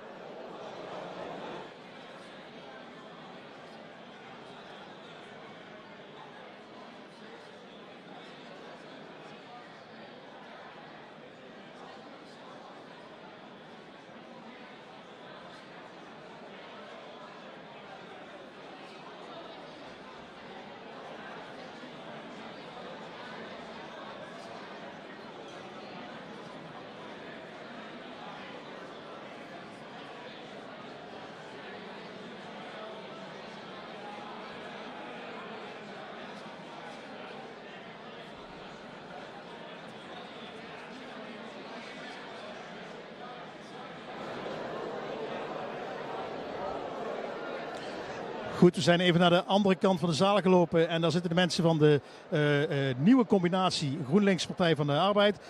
Naast mij staat André van Maarschalkerwaard, dan zeg ik het nog bijna fout. Ik zeg altijd wat anders dan Jan Jansen. 4 jaar terug zaten wij nog samen aan tafel en toen was jij nog alleen aan de slag voor GroenLinks. Nu ben je aangesloten bij de Partij van de Arbeid. Hoe voelt dat? Ja, het voelt van één kant ook wel mooi. Want als ik nou zie wat de samenwerking al voor een nieuwe energie geeft binnen de partij, dat is gewoon hartstikke mooi om te zien. En 4 jaar geleden waren we natuurlijk blij dat we überhaupt al in de raad kwamen. En hebben we ons ook wat meer in de kijker kunnen spelen. In hoeverre ben je tevreden met de resultaten tot nu toe wat we nu al zien aan de uitslagen? Nou, ik denk dat we daar helemaal niet zo ontevreden over hoeven te zijn. Want we hebben natuurlijk sowieso te maken met toch wel een stukje verrechtsing binnen de hele samenleving. En dat zie je in die uitslagen dan ook wel terug. Dus ja, zoals het er nou naar uitziet, ik denk dat we best tevreden mogen zijn. En ja, als we dadelijk 3 zetels hebben, dan is dat een heel mooi uitgangspunt. Ik heb die vraag ook bij andere mensen in het linkerspectrum van de politiek gevraagd. Net Patrick van de SP gesproken en die maakt zich nogal boos dat het links niet meer zo goed lukt. Wat kan links Nederland doen om dat tij nou eens te gaan keren? Ja, ik denk dat het tijd wordt dat de linkse partijen ook eens een keer aan de knoppen komen te zitten. En ook kunnen laten zien hoe het ook kan. Want er wordt heel vaak wat geroepen op basis van het onderbuikgevoel. Maar ik denk dat er veel meer mogelijk is binnen links dan wat mensen eigenlijk denken. Als ik het goed heb, sta je niet op een hele erg hoge plek op de kandidatenlijst. Heb ik dat goed gezien?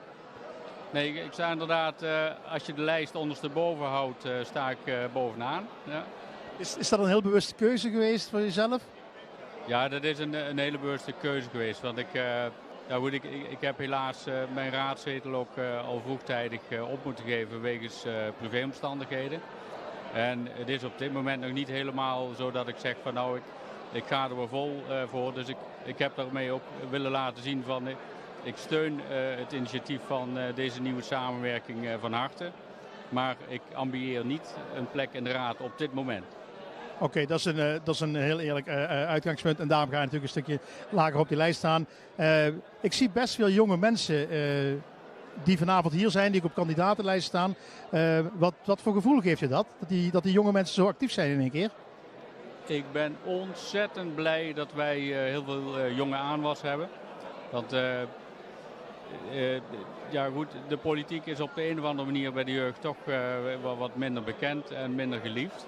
Maar wij zijn ontzettend blij dat we een aantal jonge mensen hebben binnen onze partij die ook actief willen gaan worden.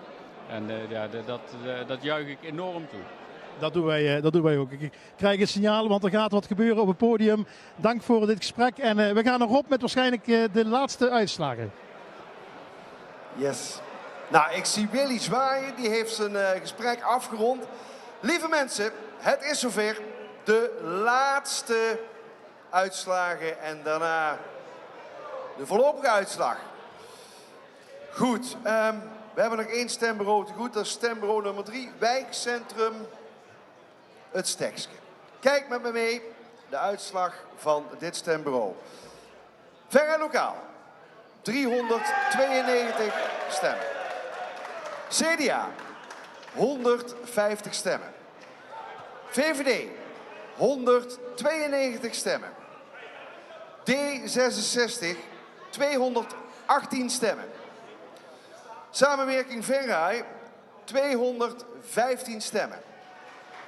GroenLinks, Partij van de Arbeid, 173 stemmen. SP, 99 stemmen. Eerlijk Venray, 109 stemmen. En BBB, 83 stemmen. Goed, en dat betekent dat alle resultaten binnen zijn.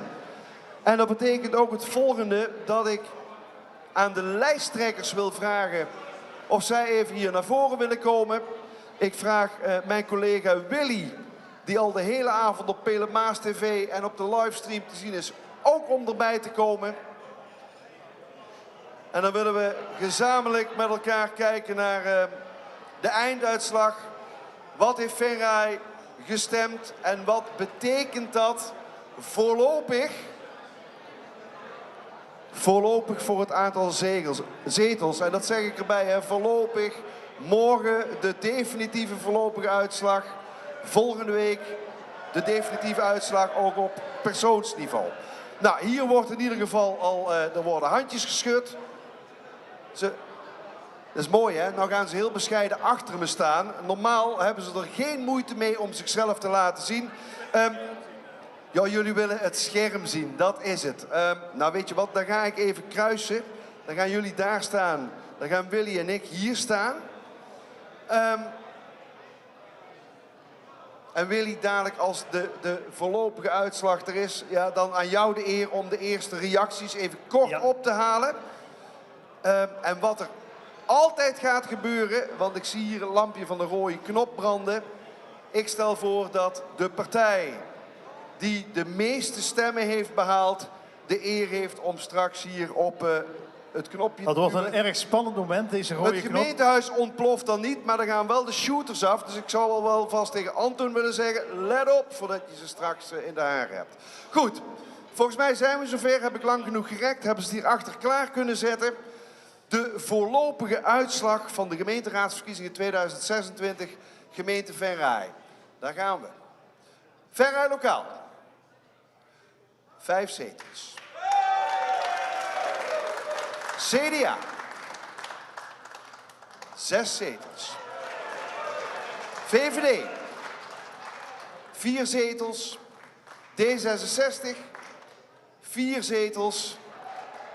Samenwerking Venray. 2 zetels. GroenLinks, Partij van de Arbeid. 3 zetels. SP. 1 zetel. Eerlijk Venray. 1 zetel. BBB.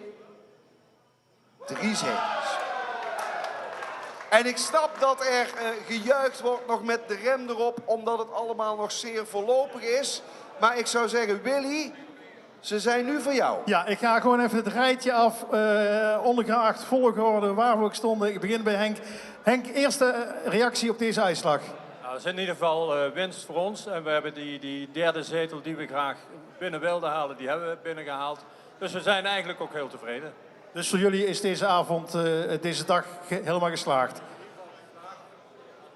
Ja, misschien even ook de microfoon inderdaad bij Henk. We hadden er natuurlijk liever 4 gehad, maar 3, daar zijn we al heel erg tevreden mee. Dus. Goed zo, ja, dan krijg je met DJ's, hè? Die houden de microfoon altijd bij zich. Ricardo, 1 zetel is binnen zoals het er nu uitziet. Een eerste reactie. Weet je wat we even gaan doen, Willy? Ik stel voor dat jij een beetje hier in het midden komt. Dan kunnen de mensen ook in de zaal... Kunnen ze allemaal zien. En we staan weer met mijn gezicht voor het scherm. Ja. Die mensen die alles aan het analyseren. Ricardo, 1 zetel, hij staat er. Er staat een stoeltje klaar voor jou. Ja, dankjewel mensen, echt waar. Dus, we komen voor niks en we komen hier naartoe, dus dankjewel. Er zijn de mensen dat we hier staan. Nou, dat is dan voor jullie, van Venray, voor jullie nu aan de slag. Jazeker. Goed zo, ik wens jullie er heel veel succes mee. Dankjewel. Dan, je staat zo te glimlachen, joh. Ben je zo blij? Eerste reactie op het resultaat. Ja, ik ben heel blij. We zijn er nooit zo groot geweest in Venray. In de zetel gestegen. Ja, we staan helemaal daarachter in de hoek. Maar ik ben super trots op het team waarmee we dit hebben kunnen bereiken. Dus, ja. Ik ken jou privé een klein beetje. Wordt het vanavond weer een flinke party? Ja, ik heb heel lang uitgesteld om vanavond een biertje te gaan drinken. Maar dat gaan we nou toch wel doen, ja. Hij heeft goede contacten met een of ander café hier om dingen te regelen. Dus hou hem in de gaten vanavond. Hè. Goed. Martin, jouw reactie op de uitslag? Ja, sometimes you win, sometimes you lose. Maar als ik kijk naar ons team, fantastisch team, hele jonge mensen. Volgende keer zijn wij weer terug. Gefeliciteerd aan de winnaars trouwens. Ook dat is mooi sportief. Volgende keer zijn we weer terug, zeg je? Wacht even, blijf hier. Volgende keer zijn we weer terug. Wat ga je daar anders voor doen, denk je? Durf je al een voorschot te nemen? We gaan die jongelui nog meer promoten. De toekomst van samenwerking in Venray. Een fantastisch jong team. En die gaan we de komende jaren opleiden voor 4 jaar staanzijder. Goed zo, dankjewel. Lisanne. Ja, er zijn er een paar minder, hè? Dan moet je even een reactietje. Nou ja, we zitten nu met 6 en dan lever je er 1 in. Dat is natuurlijk super jammer. Maar als ik kijk naar dat team wat er staat, ben ik super trots.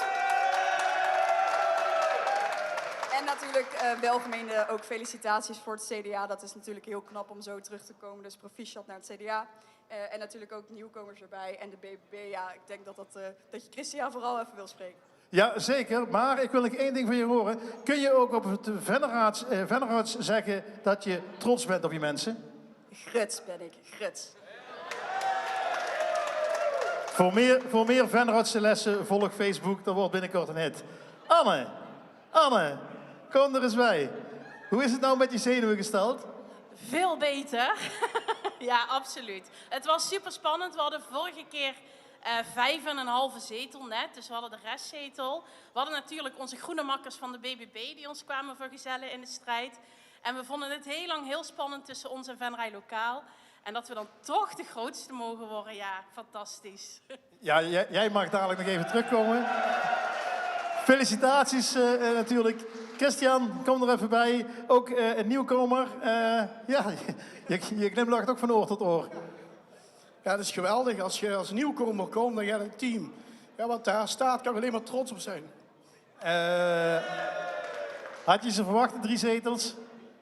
Nee, absoluut niet. Ik heb heel lang gedacht, als we die 0 maar voorbij zijn. En mijn team zei allemaal, ach Christian, maak je eigenlijk niet druk. Ik zei, ja, maar het moet er wel staan. En ik ben zo blij met die 3 zetels. We kunnen Venray BBB beter gaan maken. Goed zo, veel succes mee. Gefeliciteerd, jongen. Jan, dat hebben jullie niet meegekregen, maar Jan heeft vandaag wel een wedstrijd gewonnen. Er staan alleen maar Janne op kieslijsten. Jan is de meest voorkomende naam op kandidatenlijsten. Dus die wedstrijd heeft hij wel gewonnen. Maar die andere wedstrijd... Deze wedstrijd hebben wij helaas verloren. En wat ik al eerder heb gezegd. Jammer dat de mensen in Venray en ook in Nederland, maar vooral hier nu in Venray, niet meer solidair met elkaar zijn. En wij als SP, wij blijven dat wel. Wij gaan gewoon keihard door. Goed zo. Jan, dankjewel voor jouw reactie. En dan als laatste Wim van de VVD. Wim de Schrijver, jouw reactie op de uitslag. Ja, we hadden er graag 1 bij geteld, maar we zijn ook blij dat we geconsolideerd hebben. En ik wens natuurlijk de winnaars van harte proficiat, met name de BBB met 3 binnenkomen is heel knap, maar ook de andere winnaars en het CDA als grootste. Hartelijk gefeliciteerd. En we hebben nog een winnaar, want volgens mij hebben we in onze gemeente, nog niemand heeft het gezegd, de 50% gehaald en een betere opkomst dan de vorige keer. Dat is een winst voor de democratie. Nog 1 vraag aan je, Wim. Met deze uitslag in het hoofd, als je morgen weer klarinet gaat spelen, zijn dat dan vooral mineurakkoorden of wordt het ook een vrolijk deuntje? Dat wordt een vrolijk deuntje. Goed zo, dankjewel. Nou, allemaal de winnaars gefeliciteerd. De verliezers veel sterker om er bovenop te komen. Anne, wij hebben de hele dag gewacht. We wilden er bijna niet vanaf blijven. Ze hebben stekkers los moeten maken. Jij mag een eindklap geven op dit feest van de democratie. Ik tel af van 3. 3, 2, 1...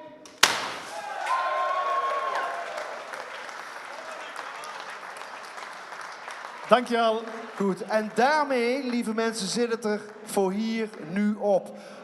Nogmaals, het is een voorlopige uitslag. Morgen pas de definitieve voorlopige uitslag. Ik wens jullie allemaal hier nog een hele fijne avond. De mensen die hebben meegekeken via Pelemaas TV of via de livestream, jullie ook dankjewel voor het kijken. Hier gaan we nog even door met napraten en op naar de volgende verkiezingen, zou ik maar weer zeggen. Maar eerst deze 4 jaar zorgen voor een mooi Venray. Dank jullie wel en een hele fijne avond. Tot ziens.